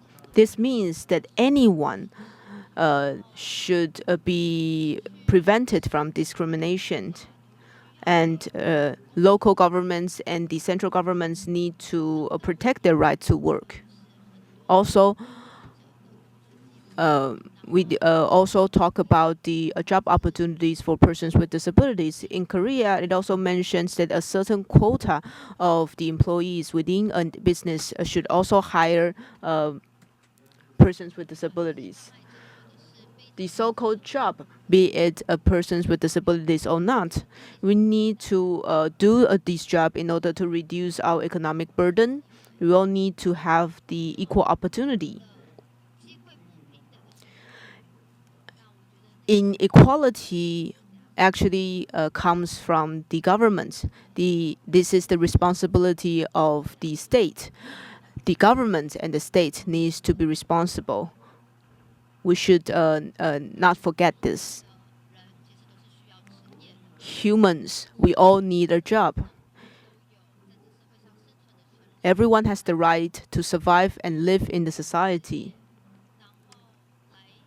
We also have the right to protect our own life through a job.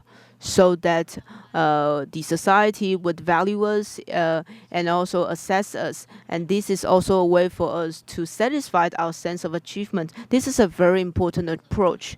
Through work, we are a member of the society. We have a sense of responsibility. And within the society, we are able to determine which position we are, the status that we are. We are also able to make social connections.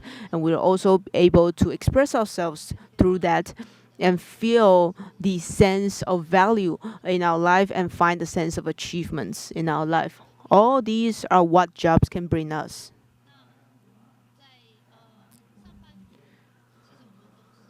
So, as workers, we spend the majority of our time in the workplace. So job is not just for our own survival.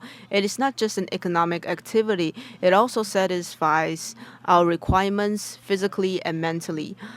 A job can make us have a more secured life, and it's also very contributional to the society, be it a physical environment or an individual speaking. The job is very important. Now, if we look at it from that perspective, if we look at it from a spiritual perspective, a job also have a lot of nutrition for our spirit. If we get a sense of satisfaction in our life, it would also make our personal life more meaningful, not just to ourselves. We will also have a good impression to people around us. If you're not able to feel satisfied with your job in your family life or in your everyday life, you may feel unsatisfied as well. On the other hand, if you don't feel happy at work, if you don't feel happy in your family, it would also be impacted. And if you don't feel happy at work, it would also affect your performance in the family. So this will apply not only physically and mentally. We may accumulate stress, and that stress ultimately lead us to feel ill. And this illness ultimately will lead to cancer.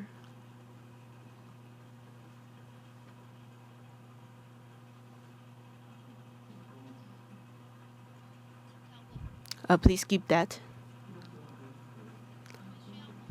So we need a job. Please keep that as well. I've also covered the physical part as well.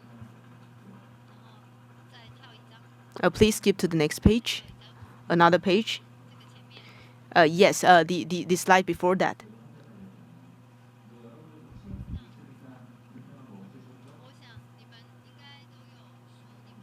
I think you've all had a pamphlet, right? I think you can read that. Please give me some response, please. Give me some reaction.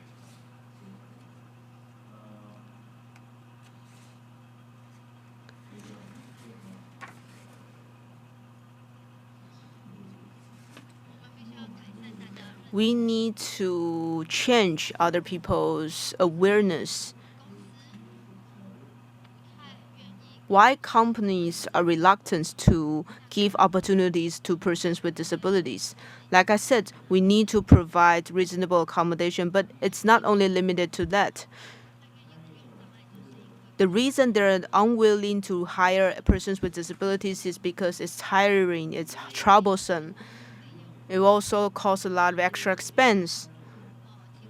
You also need to provide them the equipment that they need. All these are expenses, and they're not small numbers.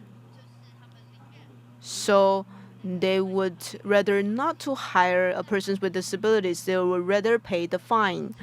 In Korea, the fine is actually very small, only 2.2 million dollars every month. So we'd rather not to hire a person with disabilities.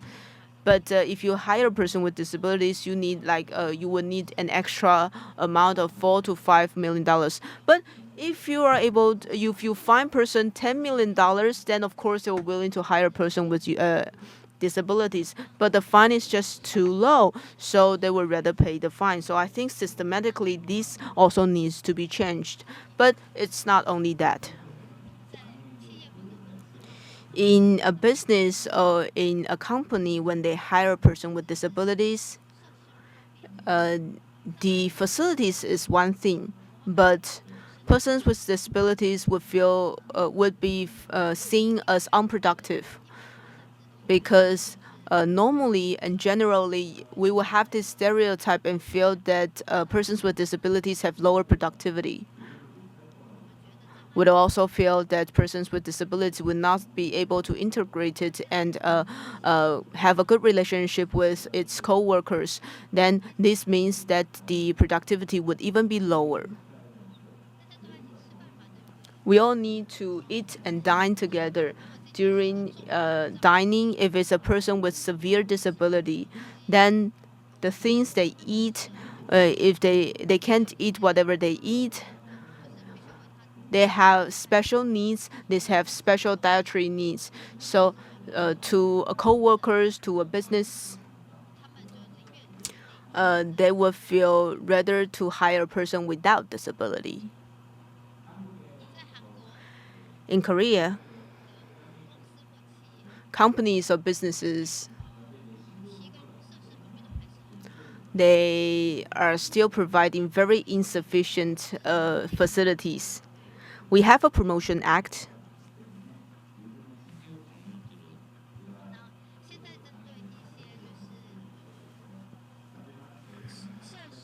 Currently, with through the accessibilities, we have to increase and promote the use of those facilities. What we hope is that we want these facilities to be more aligned with international standards, not just to persons with disabilities, but a diversified amount of populations. Everyone can have and enjoy a more convenient facilities, but currently is still lacking.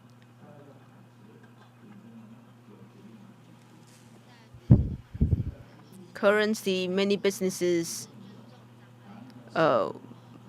are gradually respecting these persons with disabilities and improving their facilities. For instance, restrooms. Restrooms are very basic facilities. So currently, the majority of the toilets are very accessible now. But if it's a software, what about hardware? Just an introduction of the situation in Korea. I heard that Taiwan has a good accessibility facilities. I'm sorry. I know that you all like to play games, right? In Korea, in Taiwan, we all like to play online games. Now, in Korea, we also like to play online games. So be it the developments of the software, etc., they are the involvement of many persons with disabilities. So I would like to talk about this company. This is a NC Service. This is a gaming company. Next slide, please. You can see this, right? This is the entrance for commute. This is an eye level, so it actually conforms with the height that we need. And there is also a desk which the height is adjustable, because this is a company that hires persons with disabilities. Also, if you look at the corridor, it's really wide, right? Also, people can just enjoy a coffee at a space, and they provide free drinks. This is a place for them to do nails. They provide them to do manicures. And this is a company called Nexon. This company is also a very friendly environment with a very spacious company environment. They also have this very basic equipment. For instance, this is a safety rail. And for persons with visual disabilities, they can safely use the rail and navigate around. With the rail, they can also walk faster. Also, this is their showering device. And it's a massage chair. So if you are very tired, you can enjoy a massage there. Next slide. This is the toilet, accessible toilet. This is a keyboard. You can actually press the keyboard with your foot. And I think you are all familiar with this company. This is called Kakao Talk. And this is also a very spacious working environment. They even have a place for table tennis. They also have a massage bed and the accessibility toilet. These are all very basic equipment. Just to sum up,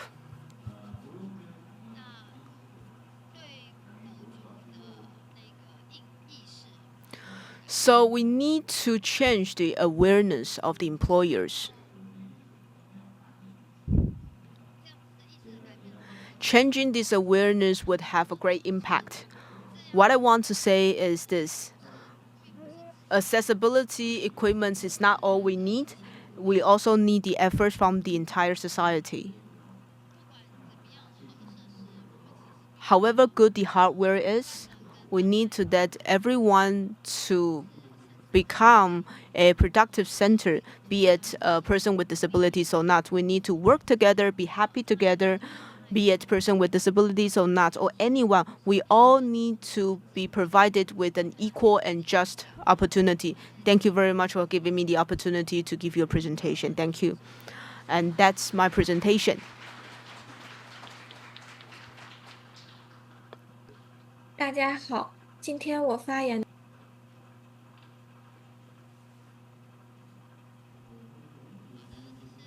All right, that's the speaker from Korea.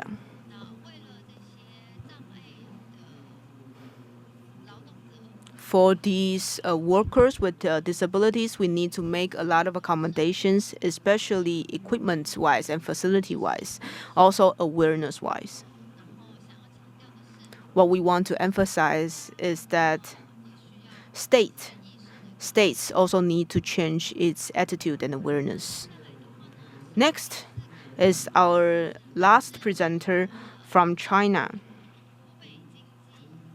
Professor Ding Peng from Hubei University of Economics, who will show us a video and present 题 his 目是 presentation. 工商业与人权框架下的职场合理调整。这也是武汉大学法学院张万红老师近几年研究残障权利、探索社会正义的一个前沿领域。 Disability rights that Professor Zhang Wanghong from Law School of Wuhan University has been exploring in recent years. 我们跟亚太金色理事会开展过合作研究，一个关注点就是从平等权利的视角推进工商业领域的残障融合，包括但不限于融合就业、融合产品与服务。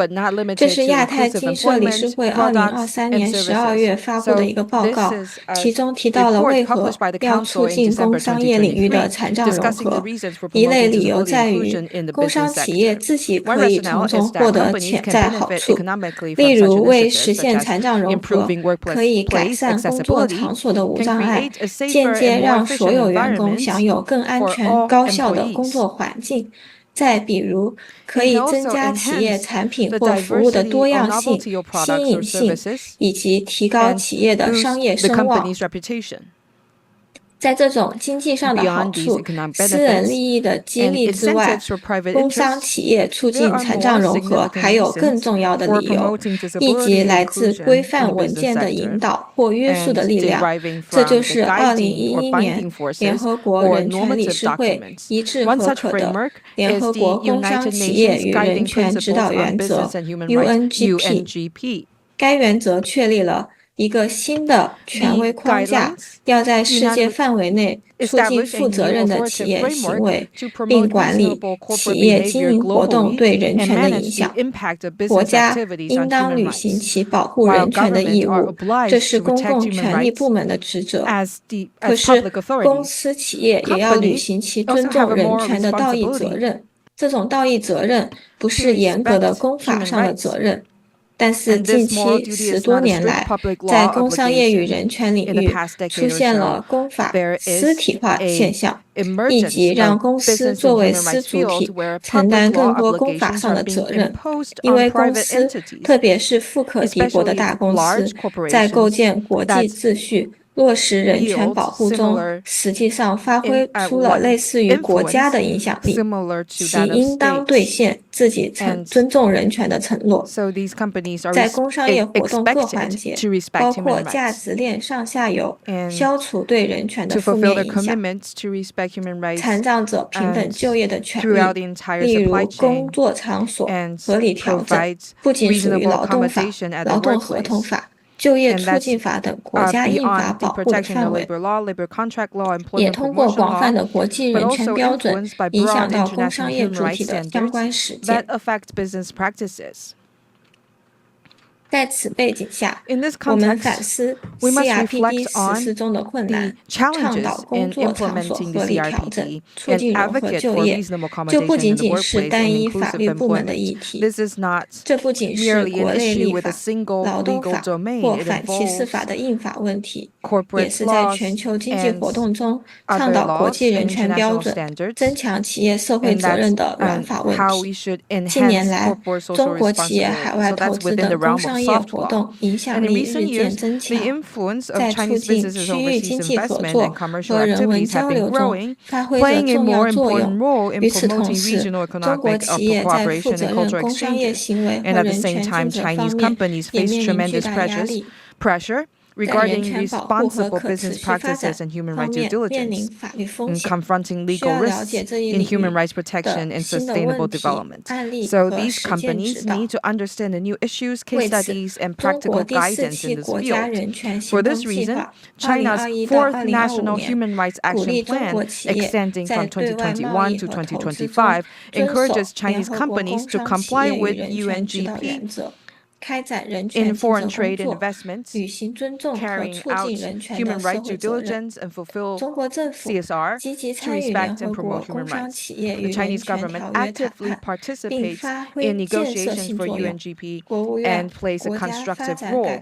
And the State Council, the National Development and Reform Commission, and other departments are also drafting relevant guidelines for better fulfill the social responsibilities for Chinese companies operating abroad and promote equal rights for local disability communities.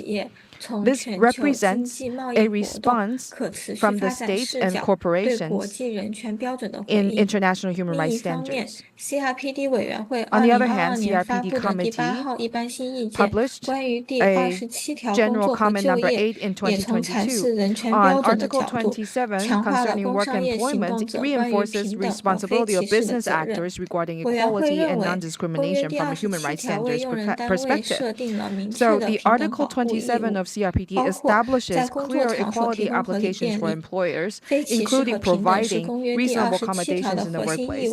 And non-discrimination and equality are core obligations under Article 27, extending to third-party actors and the business actor, and throughout all aspects of employment. So this position draws from the content of General Comment 24 by the Committee on Economic, Social, and Cultural Rights. So that's General Comment Number 24, Paragraph 7 to Paragraph 8, stating that people with disability often face severe negative impact from business activities, and there should be accountability and remedy mechanisms in place. So it further clarifies that equal protection for disability rights, corporate human rights due diligence should be included.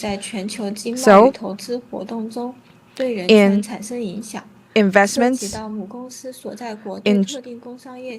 which involves extraterritorial jurisdiction over specific business practices by a parent company's country, including the effects of corporate actions on the community environment, including affecting the right to physical health of community members, including persons with disabilities. And secondly, responsible business practices in the global supply chain imply that corporate partnerships must not allow upstream suppliers to engage in practices that violate the basic dignity of persons with disability within their reasonable scope. Therefore, we should integrate the implementation of CRPD with sustainable development goals and discuss workplace accessibility and reasonable accommodation. The CRPD committee emphasized in General Comment Number 8 that the government has this active or positive obligation to take various measures, such as affirmative actions, and promote equal and inclusive employment in the private sector, and to ensure that employers establish accessible workplaces, promptly respond to requests for reasonable accommodations, and eliminate discrimination against persons with disability in the private sector. The companies should recognize and respond to these human rights standards. For example, the Responsible Business Conduct Report of a Norwegian company is similar to a human rights due diligence report, explicitly stating at the beginning of the report stating that the corporate social responsibility should include crucial roles, including in achieving the UN Sustainable Development Goals, and the requirement to disclose such information is under Norway's Transparency Act. So combining hard law and soft laws, the regulatory framework for promoting disability inclusive employment in China includes hard laws such as international human rights, domestic laws, especially those regarding accessible environment and disability employment, and the soft laws, including National Human Rights Action Plan, UNGP, and Sustainable Development Goals, and corresponding national voluntary reports, and the 3-year action plan for promoting employment for persons with disabilities between 2022 to 2024 issued by the State Council. And that action plan requires state-owned enterprises to include disability employment as a proportionate measure in their CSR reports, while private enterprises should include disability support employment as a proportionate measure in their core CSR reports or special CSR reports. So within that framework, we can see that several attempts try to localize global guidelines for responsible business conduct. For example, in April, the ILO, UNDP, UNICEF, and other United Nations agencies in China jointly released the Responsible Business Handbook, which promotes responsible business conduct in Chinese overseas investment to contribute to SDGs. And this handbook introduces a broad standards of the UN on responsible business conduct, emphasizing how businesses should respect equality and protect labor rights, children's rights, and promote gender equality. However, compared to other areas, the handbook doesn't really cover detailed guidelines on disability equality. It's likely because that the disability community's participation in this issue is still limited, and stakeholders have not yet accumulated such experience. The Asia Pacific Council pointed out that we should attract more job seekers with disabilities and conduct accessible recruitment, and that should throughout the employment life cycle of people with disabilities, create career and leadership opportunities, and collect data to guide human rights measures.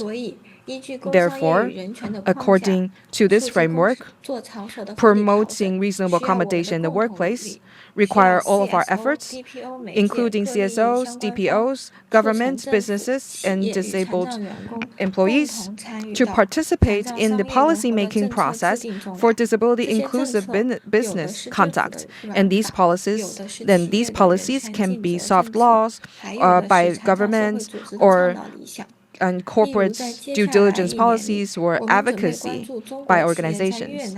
For example, in the coming year, we plan to look at Chinese companies' investment and commercial activities in Vietnam, promoting their understanding of disability rights and establish dialogue mechanisms with local communities.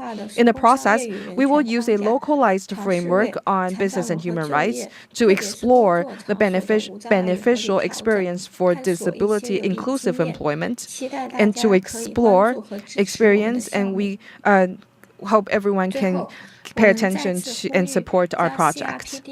Finally, we once again call for the integration of the CRPD and Sustainable Development Goals to overcome the limitations of the conventions and discuss equal protection of disability rights under the goal of global justice.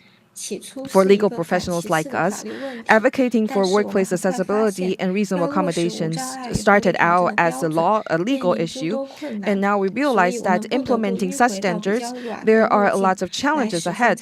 So we would resort to softer laws to achieve our goals. If domestic legislation lacks consensus and judicial remedies lag behind reality, we still need other progress. We must continue to advocate for human rights, emphasizing that persons with disabilities are first and foremost human. We should also skillfully incorporate rights concepts into the discourse on economic development and articulate the development potential of human rights economy. And Sustainable Development Goals provide such a dialogue mechanism because businesses and governments readily accept the concept of sustainable development. And starting out from the principles of CRPD, we can unite the community and participate in constructing what Iris Marion Young described as the politics of difference. We further emphasize development is central to individual freedom. Fairness is crucial to social justice, and people with disabilities providing reasonable accommodation for them are essential components of sustainable development and social justice. So that includes my presentation. Thank you very much.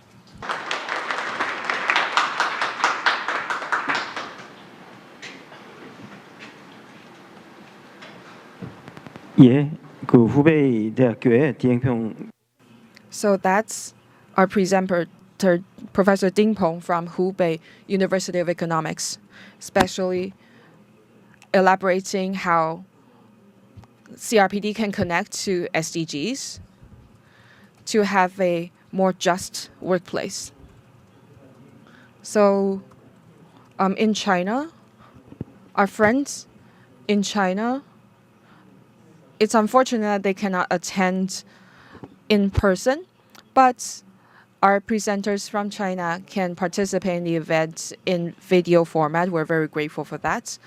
Now we have the 4 presenters completing their presentations. We now have one discussant, Associate Professor Lin Jiahe from College of Law at National Zhengzhi University. So now let's invite Professor Lin on stage.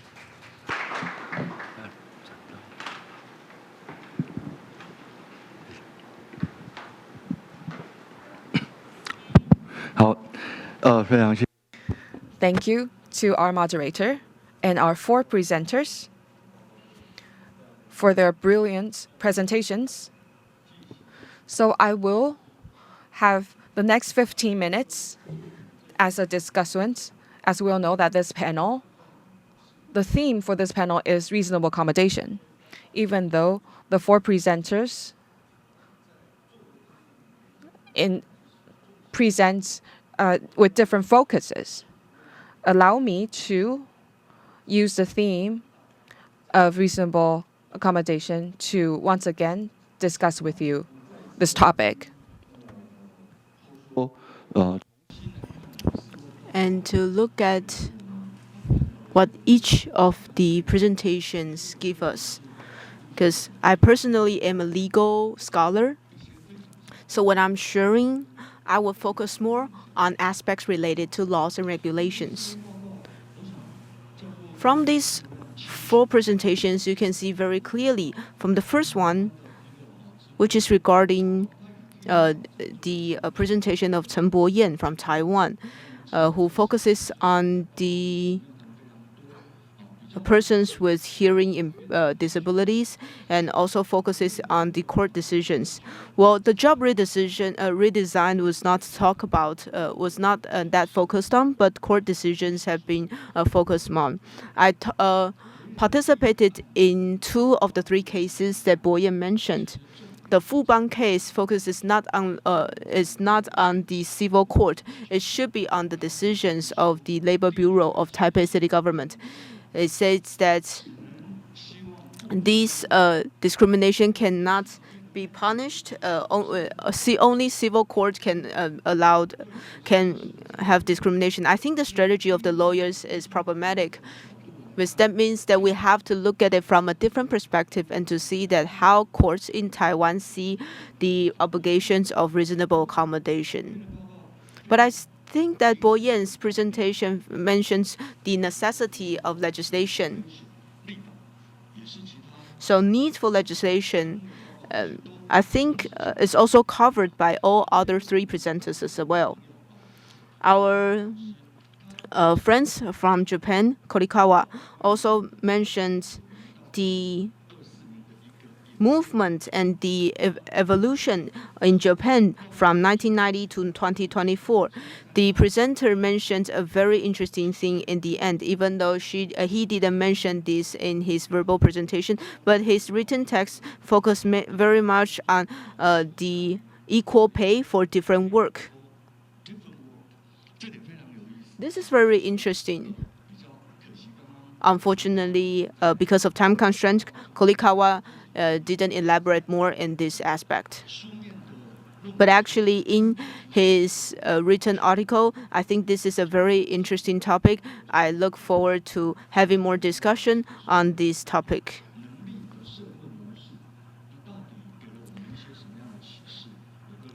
I do want to see the social model of ability and the implications it has on our society. The third presenter, our friend from Korea, also look at it from a legal perspective. It's very interesting. All three presenters look at it from a legal perspective. It talks about the constitution in Taiwan. It's very similar to Article 15 of the Constitution of Taiwan. Look at the right to work and look at the Anti-Discrimination Act. In the written article, it mentions the sense of job satisfaction. So it also talks about environmental, communicative, and work capacity aspects. Reasonable accommodations to persons with disabilities regarding work focuses on three aspects, that is environment, communications, and work capabilities. So all three aspects need to be improved. It shouldn't just be improvement on the surface. So I do think that this is a very important point and very important insights. It should cover all three aspects. No one should be apart from the community. So the environment, from communication to the improvement of the work capacity, I think that is the purpose of this presentation. That's really wonderful insights. For the last presenter, unfortunately, he's not able to come here with us and join us physically. But he talks about the she talks about the hard and soft law. I have to say that all four presentations look at it from a legal perspective, and on one sense, they all cover the insufficiency of the laws. For instance, court without a legal basis. Aberfan Dices said that the rule of law. The third principle of rule of law is that the judges cannot refuse to make decisions because of the lack of law. As Boyan mentioned, back then we didn't have CRPD domesticated and we didn't have laws regulations. But does that mean that the court cannot make a decision? We need to look at the reasonable accommodation like that way. I'm sorry, this looks a bit odd. The characters is a bit distorted, but anyways, my perspective may be a bit different from all three presenters. Take Professor Ding Peng's perspective. Ding Peng mentions that in 2009, the UN commissioned a professor from University of Harvard to look at the corporate business and human rights.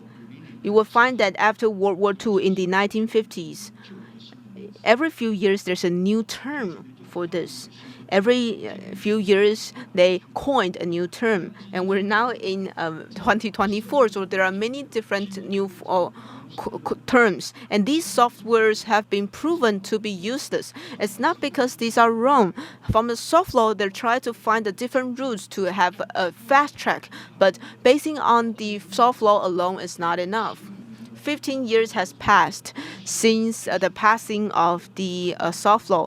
The national action plans from different states all show us that the effect has not been very significant.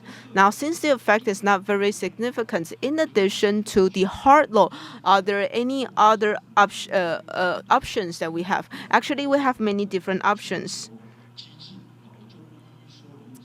So, because from global mechanisms or global institutions to bilateral or multilateral free trade. For the past 2-3 decades, we have a lot of FTAs, that is the blue clauses under the FTAs. Out of all these attempts, the focus have never been the rights of persons with disabilities. The focuses have been on the rights of labor rights of normal workers. But I will have to say, maybe of comfort to persons with disabilities. For the past 3 decades, even general workers had a hard life. So none of us are having a good life. So even with all these different attempts, the workers are still having a horrible life. So the focus have then never been on the persons with disabilities. Even for transnational corporations, TNCs. Dimple mentions the example of Norway. These IFAs focuses mainly on Northern Europeans, but in the past 2 decades, they have been deemed as failed. And also, we have also civil societies, for instance, ISO. The EU asks a lot of the products to be certified with ISOs and other certifications. But for the past 3 decades, if we look at the globalizations since the 1980s, for the past 4 decades, soft laws have never produced much of a positive impact. So unfortunately, just as the 4 presenters shared with us, based on the roots of Japan and Korea, we need to go through a hard law within the domestic law. We need to provide a conditional provisions. What is the legal effect? What we need to implement this and enforce this. Otherwise, we would see very little progress. So, from anti-discrimination to CRPD to gradually realizations, our presenters from Japan and Korea give us a very clear route. But in Taiwan, it's a more awkward situation. In 2014 to this day, 10 years has passed. CRPD is seen as les spécialistes, so it has a higher ranking than normal laws and regulations. However, the Deputy Minister of the Justice actually said that the Implementation Act of International Human Rights Conventions are only for reference. What exactly does this Deputy Minister said?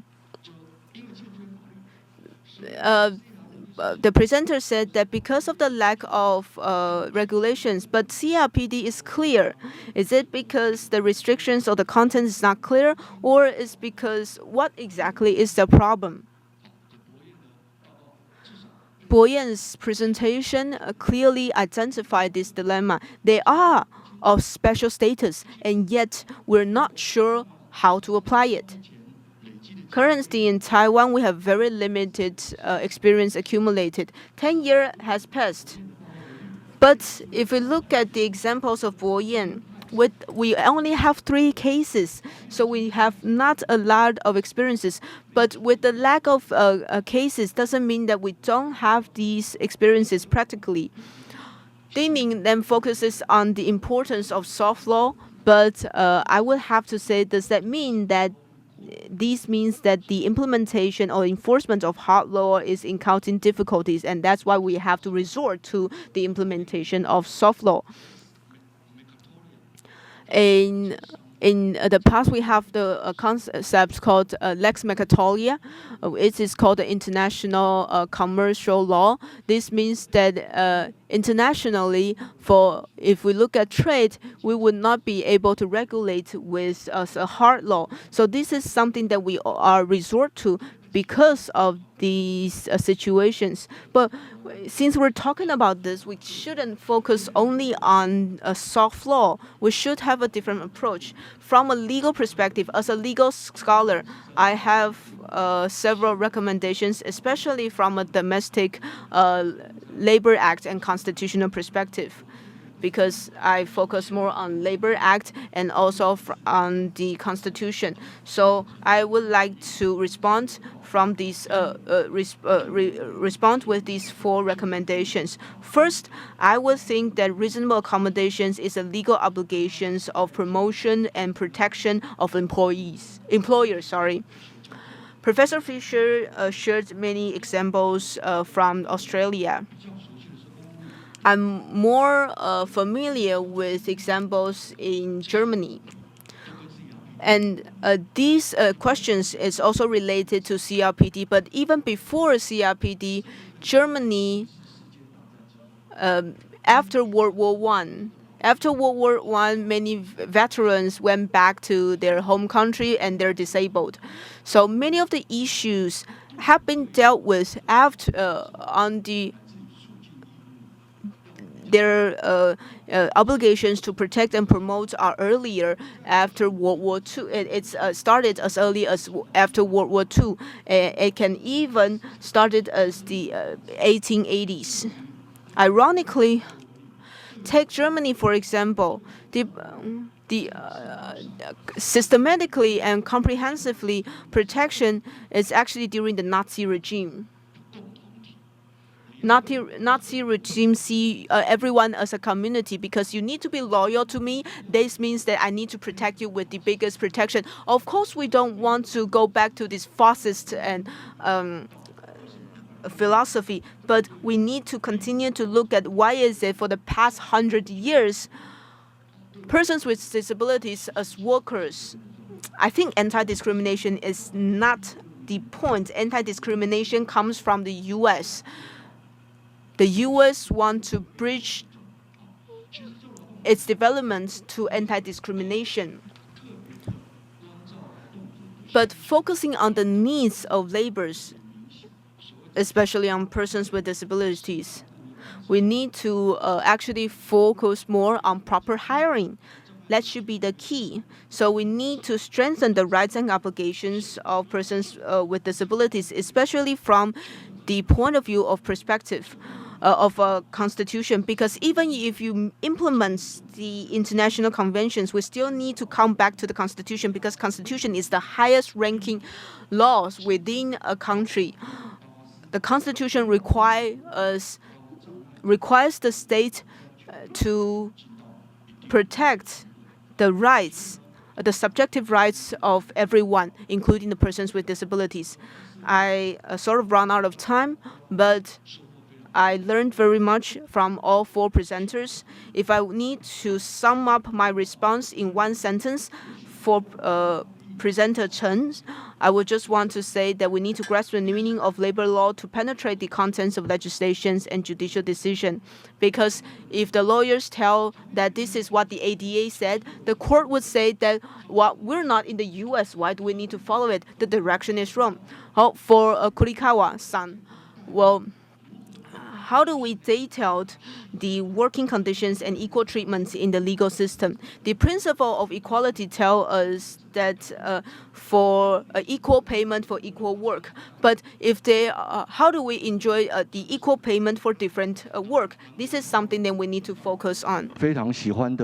And our Korean presenter says that the ability for capabilities, environment, and communication. Well, all these 3 perspectives, can we ensure the rights protection? That's something I personally like very much. And from Professor Ding, saying that while soft law may not achieve both goals, but focusing on the precise connotation, it matters. So this is my response to the presenters. Thank you very much.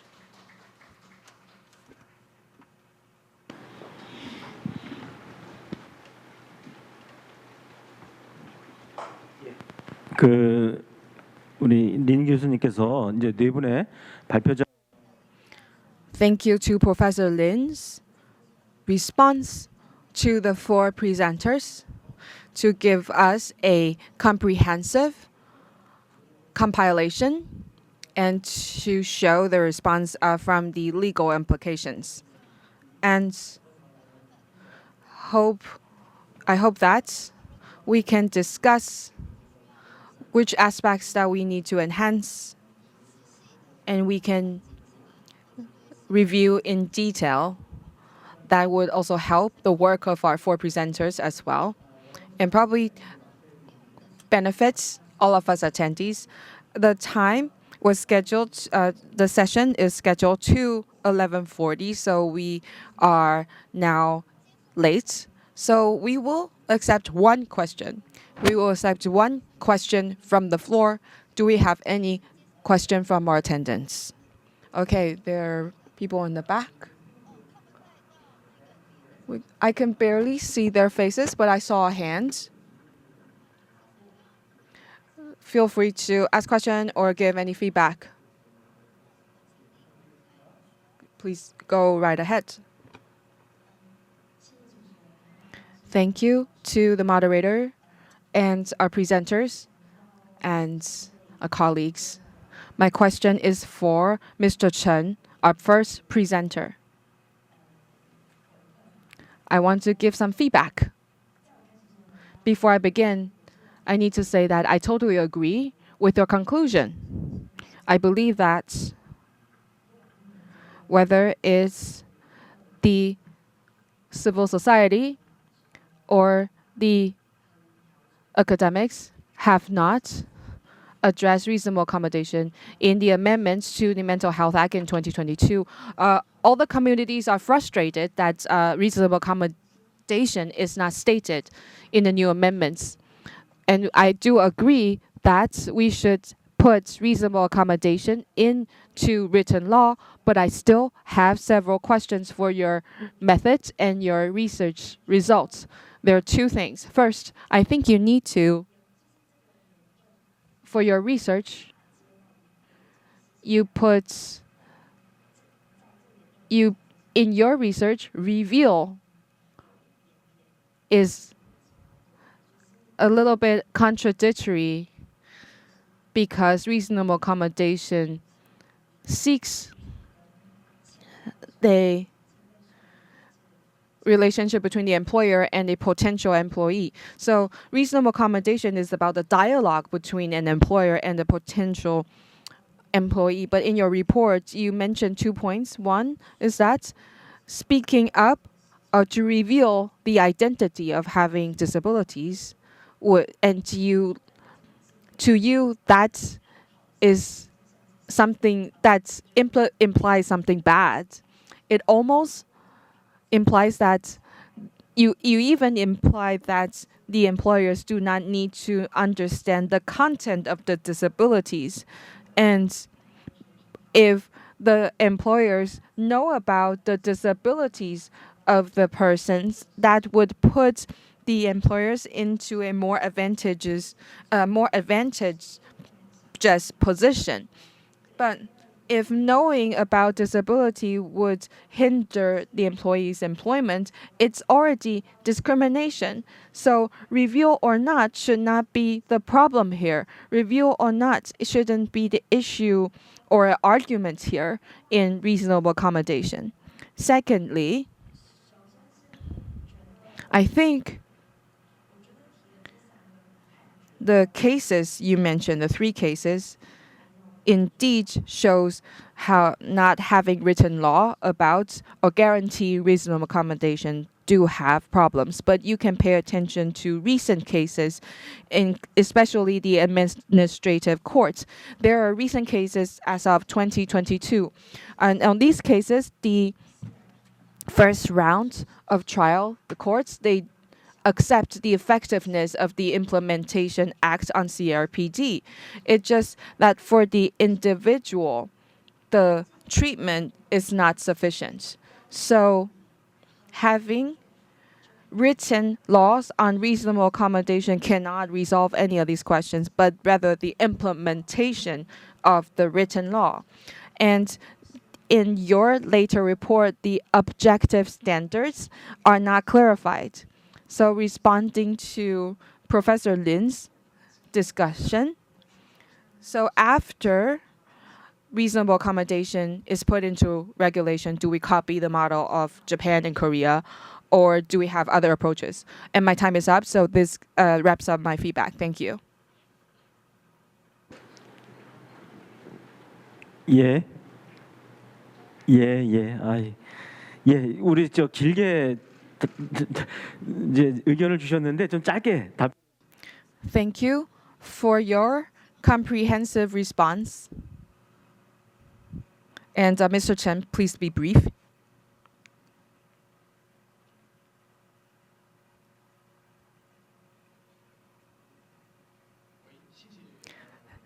Thank you so much from our attendants. I can respond in two aspects. First, review. I actually want to talk about in the actual scenarios for the people with hearing impairments. Perhaps they have hearing aids, or there is no need for them to say that, oh, hi, I am a person with disability, I need help. So the communication and negotiation doesn't need to take place between the employee with every other individuals. The actual communication should be in place between the employee and the employer. So it's like the employer should notice the needs for the person with disability at the workplace or at their position. So the assistance should be in place before a request of assistance is made. The second response is for the the legislation of reasonable accommodation. As a student of legal background as well, I noticed something in the determinations by the court. The judges do cite reasonable accommodation and CRPD into their written decisions. However, the way they come up with this conclusion that there is a violation to regulations on reasonable accommodation, the rationale there is lacking because there is no clear pathway towards such a decision. If we look at the previous determinations for the past few years, even though they talk about the decisions or the court judgments is about reasonable accommodation, but the documentation or literature they cite are the brochures or handbooks from other areas. So indeed, in these cases, we can say that the judges do want to have a decision supporting reasonable accommodation, but they don't have a legal foundation to have this written law that they can cite. Then they can have an objective standard, and so that the judges don't have to look for resources or statistics on their own and to decide on the content of the reasonable accommodation. Okay, thank you. Because we are way past time, so let's wrap up this session. So at the reasonable accommodations at the workplace is our first topic in this session. With our presenters, we understand the situations in 4 different countries and how we can go forward. And we need to think about what we can do in the future. And whether we're from, wherever we are from, the effort in East Asia matters. So providing better reasonable accommodation in the workplace requires our further thinking. And this wraps up our presentation, our session. Thank you.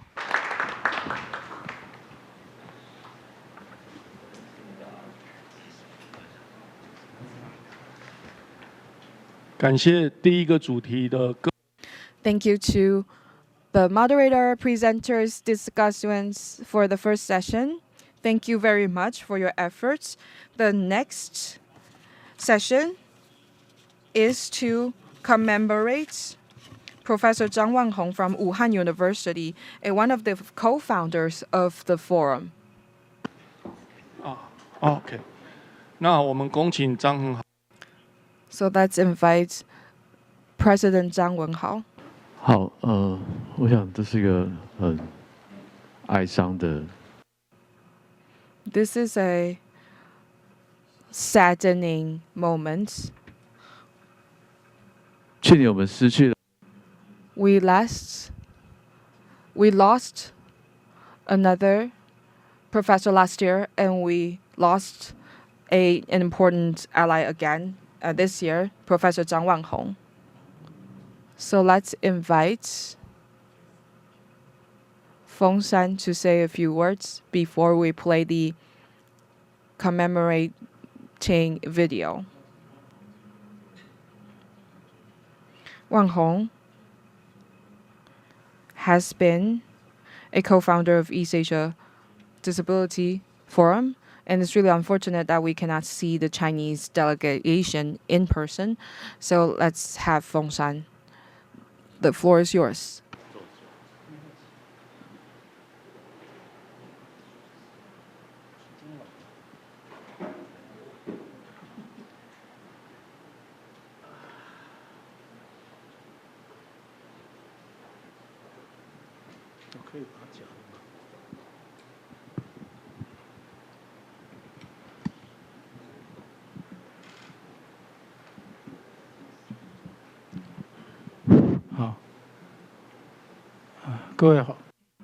Hello everyone.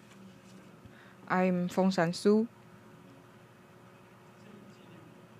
I'm here in memory of my good friend Professor Zhang Wanhong. He's a poet. So first, I want to cite a poem from a poet Yang Mu, the book After Death, for him. I want to dedicate this poem to him. Memory is a monumental stone standing in silence, and the clouds are lingering. It's like sadness. Memory is like a monumental stone standing in silence, the stars falling to the land as I fall towards the east to a field of grass. And as I walk at dusk, there are so many leaves fallen. And memory is like a monumental stone. And allow me to transcribe my name in the sunset. The organizer wanted me to introduce Professor Zhang Wanhong. I prepared a script talking about my personal relationship with him. However, indeed, a lot of friends, especially friends from Taiwan, do not know that much about Professor Zhang, because ever since 2019, because of COVID, we have less and less exchange. Disability studies in Taiwan started communicating with Professor Zhang more than 10 years ago. He's a very important scholar in this area in China. And I want to spend a few minutes to talk about him. Professor Zhang, as I mentioned, he's a poet, even though he's an advocate and scholar for disability studies, but he's really romantic. He's a romantic in mind. On some level, he also is a person with disabilities. So, as a poet, with the spirit of a poet, he transcends the limits brought by disabilities and also tries to break through the systems that limits him because of his disability. He's a professor in Wuhan University at the legal faculty. He wants to pursue justice and freedom. He established the public interest law research center at the Wuhan University, promoting the real life of CRPD in China. Even though China is also a signatory of CRPD, and on the surface realizing CRPD. However, the spirit of CRPD is a universal human rights. But in a country that forbids the discussions of universal human rights, for a scholar that promotes the rights of persons with disabilities, life is hard. But like I said, Professor Zhang is a poet. He continued to have a sharp mind and continue to promote the rights of persons with disabilities in a country that forbids such discussion. He once told me that CRPD is the hope of human rights in China. And I said, why? Because he said that China signs and ratified many human rights conventions, and there are reservation clauses for many of the human rights conventions. But maybe because China didn't look very much on the persons with disabilities, so there are no preservation clauses for the CRPD from China. I think he's very optimistic. He never gave up on pursuing justice and freedom, and I think this is something that I really respect him. More importantly, he initiated the East Asia Disability Studies Forum. He also has a long connection with the studies of persons with disabilities in Taiwan. He has had already a lot of connections with the academia in Taiwan, but the first time that we had a comprehension, I think it was in 2014, that we have an official contact. Back then, the event happened in Zhongzheng University in Jiayi. He brought his whole team here to Taiwan, hoping to have a more comprehensive discussions with scholars on the research of the persons with disabilities. That was a 3-day forum, and the the 3-day forum and the follow-up events allow us to build a very deep relationship. Professor Zhang, when he came here, decided that in the same year, by the end of October, I think similar to this time, at Wuhan University, they need to organize a forum, and he invited the person with disability forum, and he invited Taiwanese disability research scholars to go to Wuhan University to have a deeper relationship with them. That year, many of the scholars were invited, and these scholars are still very active in the academia, and they also went to see the Huanghe Lou. But then in 2019, it was China's turn organizing the East Asia Disability Studies Forum. It was the year of the COVID. And after we had the meeting, we no longer had the opportunity to go back to Wuhan, whereas they never had the opportunity to come to Taiwan either.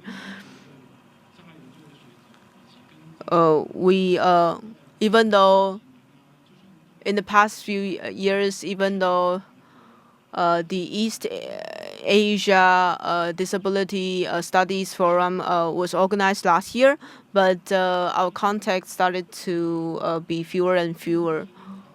But I would still think that Professor Zhang still have a very deep relationship with Taiwan. He really loved the movie that we have. It's called Cape Number 7. He really loved Cape Number 7. When we were invited to Wuhan University in 2014, back then it was the year that his public law research center was established. In his research room, it says Cape Number 7, Hengchun County. In July this year, I knew that he was not feeling well.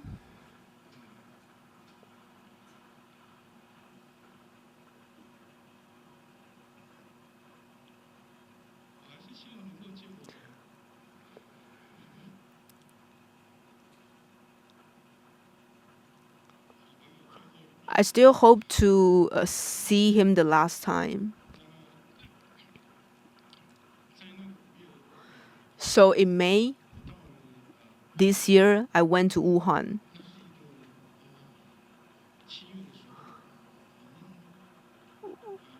Well, sorry, it was midnight, and it was July and midnight, and it was raining all night, and in the hospital room, he was in the, I was in the room next door. I was in the hotel next door. And then I never had a chance to meet him because he just passed away in the hospital. I once again missed to see him the last time. And he was a very important person in my life. I participated his funeral. I went to his research room, trying to see trying to remember all the times we had together.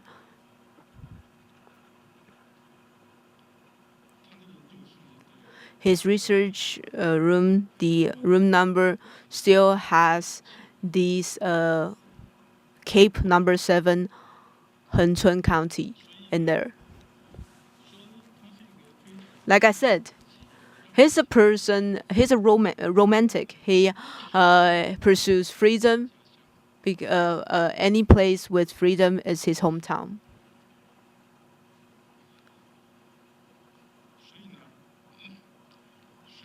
Therefore, even though he passed away,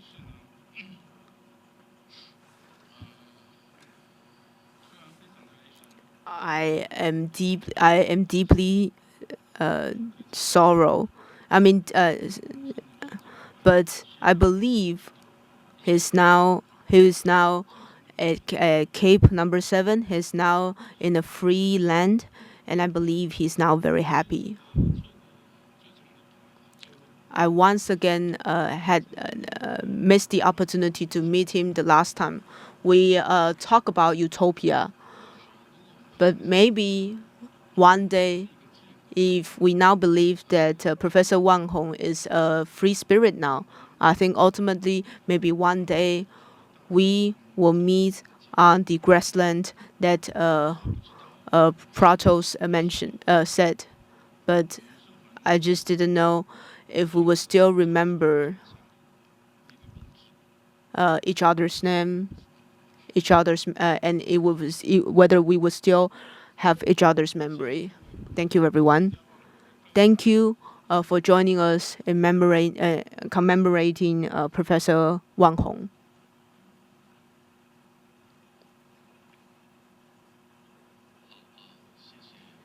Okay, thank you, Feng San.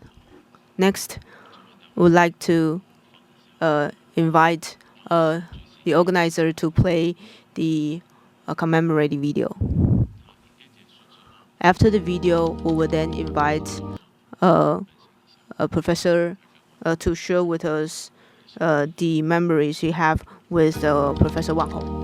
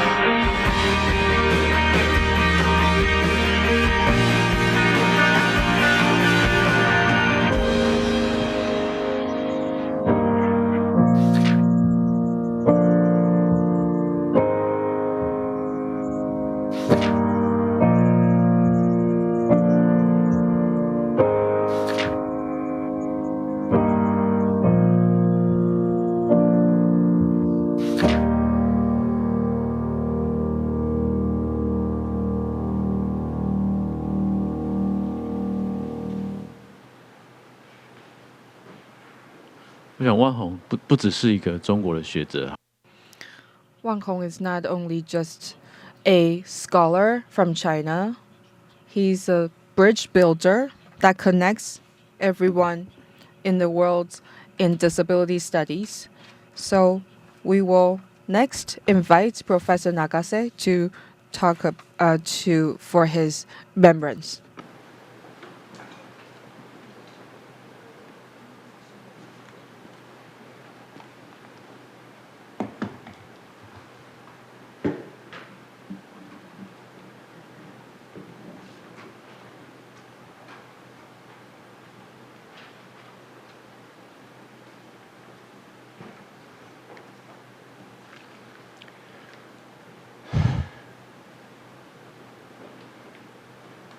ではパワーポイントをお願いいたします。尊敬する張万光先生。Dear Mr. Wang Hongzhang. ロジャーを使われている方、今大丈夫ですか？大丈夫ですか？はい、ありがとうございます。いつもお呼びしていたように。I have always addressed you as Wang Hong, and I will continue to do so now. My name is Osamu Nagase, a senior researcher at Ritsumeikan University, Institute of Disability Studies and International Chair of Disability Studies Association. Today, as a friend, I bid you farewell and to Mr. Wang Hong. So this picture was taken in 2019 in Wuhan.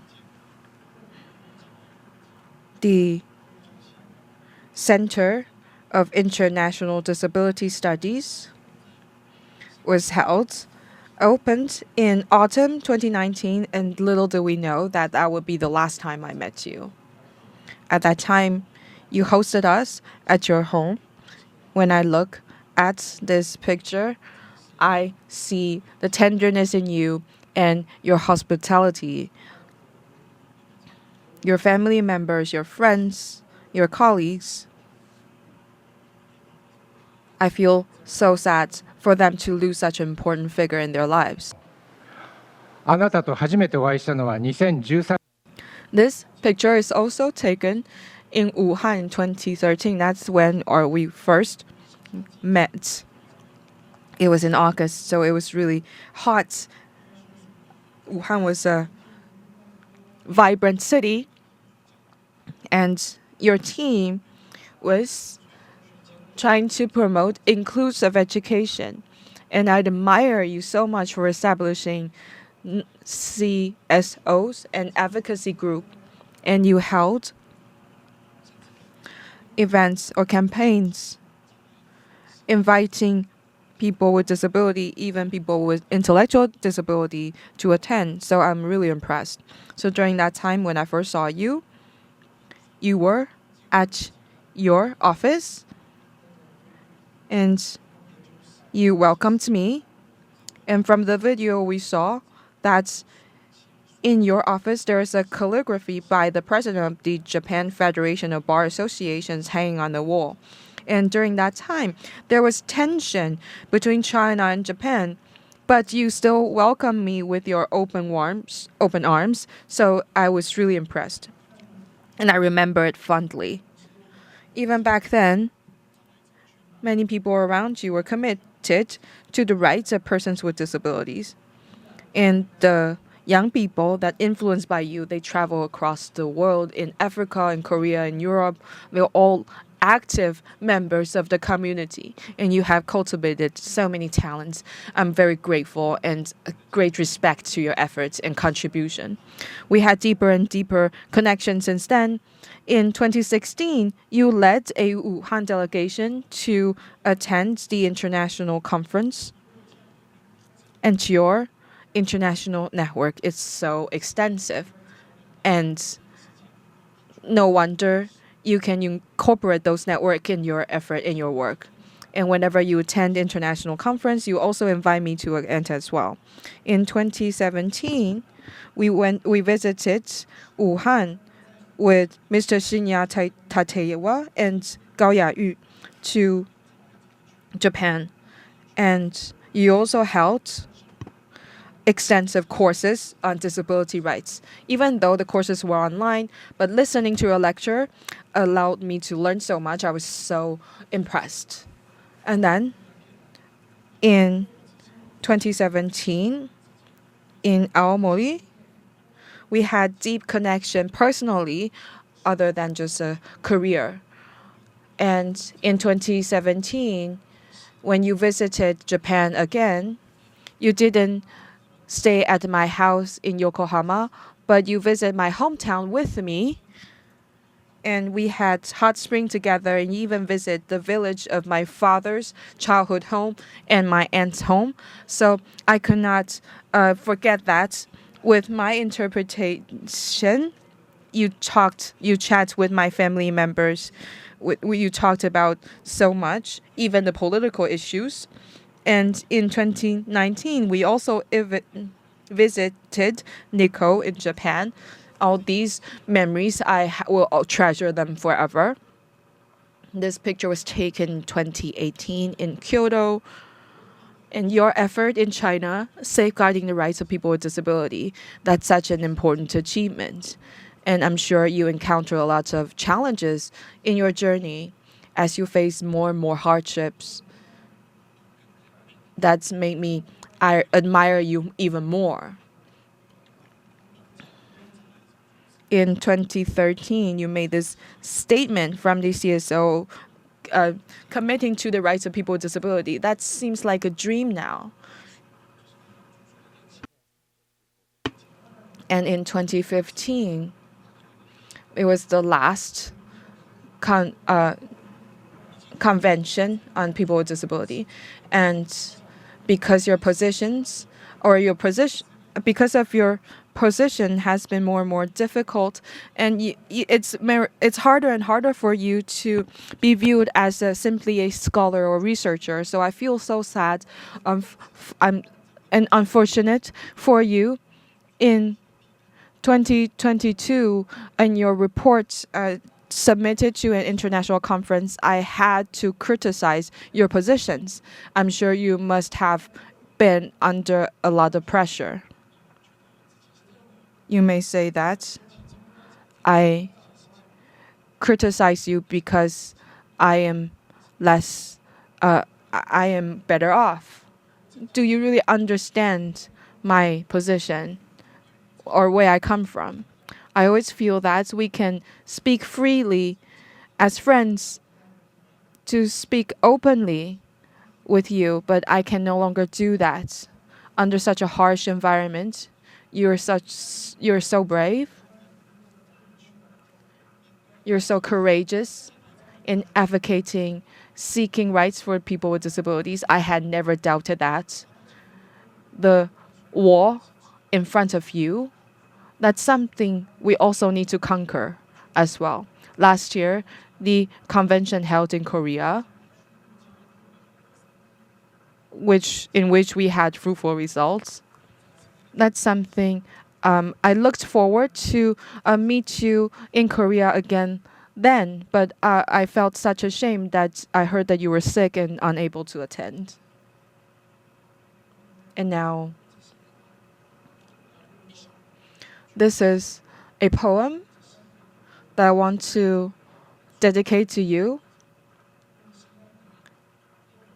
Mr. Su also expressed in his touchful commemorating speech, he cited a poem. So this poem is for commemorating Professor Heya for January this year. I think this poem inspired me so much. I understood that your candidacy for the People with Disabilities Disability Committee member, I thought your health was restored, so I was happy for you. But I thought you could return to the international community. Even though you didn't ask me, but I wrote a recommendation letter on behalf of you, even though you didn't ask me. But you canceled your candidacy in June. So I felt really unsettled. I worried about your health. And you emailed to me. You said that you look forward to meeting me again in Wuhan or Japan. And that's for me the same as well. I really look forward to meet you again, to contribute to the community in East Asia for people with disabilities. All the East Asian countries, we would inherit your advocacy and commitment. Will continue your legacy. No matter how difficult the environment becomes, no matter how tough our positions become, our connection and communication matters even more. That's more than just a community with disability. It extends to other areas, and it's a journey that we all have to take. So Wang Hong, my dearest friend, I really wanted to learn so much from you, much more from you, and really want to speak with you. And I didn't thought about having to commemorate you at this event, but it's such a great pleasure to have known you, with your friendship, with your I would treasure the memory we had together, and I will extend your legacy in our work. So rest in peace now. Thank you very much.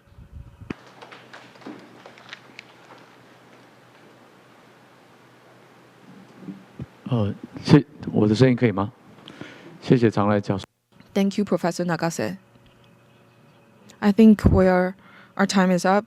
I had an extended speech written. I am the president of Social Studies of Taipei University, Zhang Yuanhao. Wang Hong is a dedicated human rights scholar. I would skip through those who have the things that others have mentioned. I'll talk about 3 times. The first time, he invited me to Wuhan to give a lecture.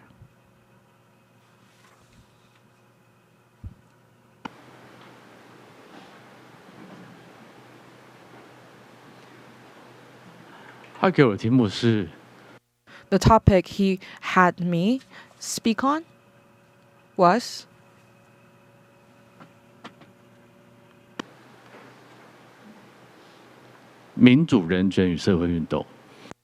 democracy, human rights, and social movement. And that was 2014. We were at a venue with a capacity of 200.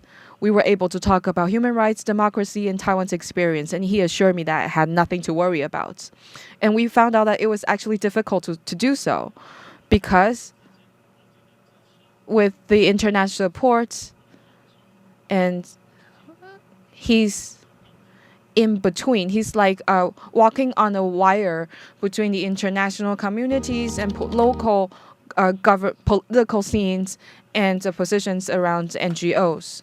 So he is under so many pressures from different parties. As a person from China, he actually helped Taiwan a lot. He tried to bring his network at the UN towards Taiwan. And I remember the last time we had a meeting in Taiwan, we talked with the guests from universities in Ireland, discussing forming a disability research organization of the world, and that can have membership from China and Taiwan. So Wang Hong led a group of students who study at the University of Chicago, University of Auckland, and all these different NGOs. They have passed his legacy on, committing to this cause. And I'm sure it's also the same for the East Asian community. Thank you very much. So let's wrap up this commemorating session. Thank you very much.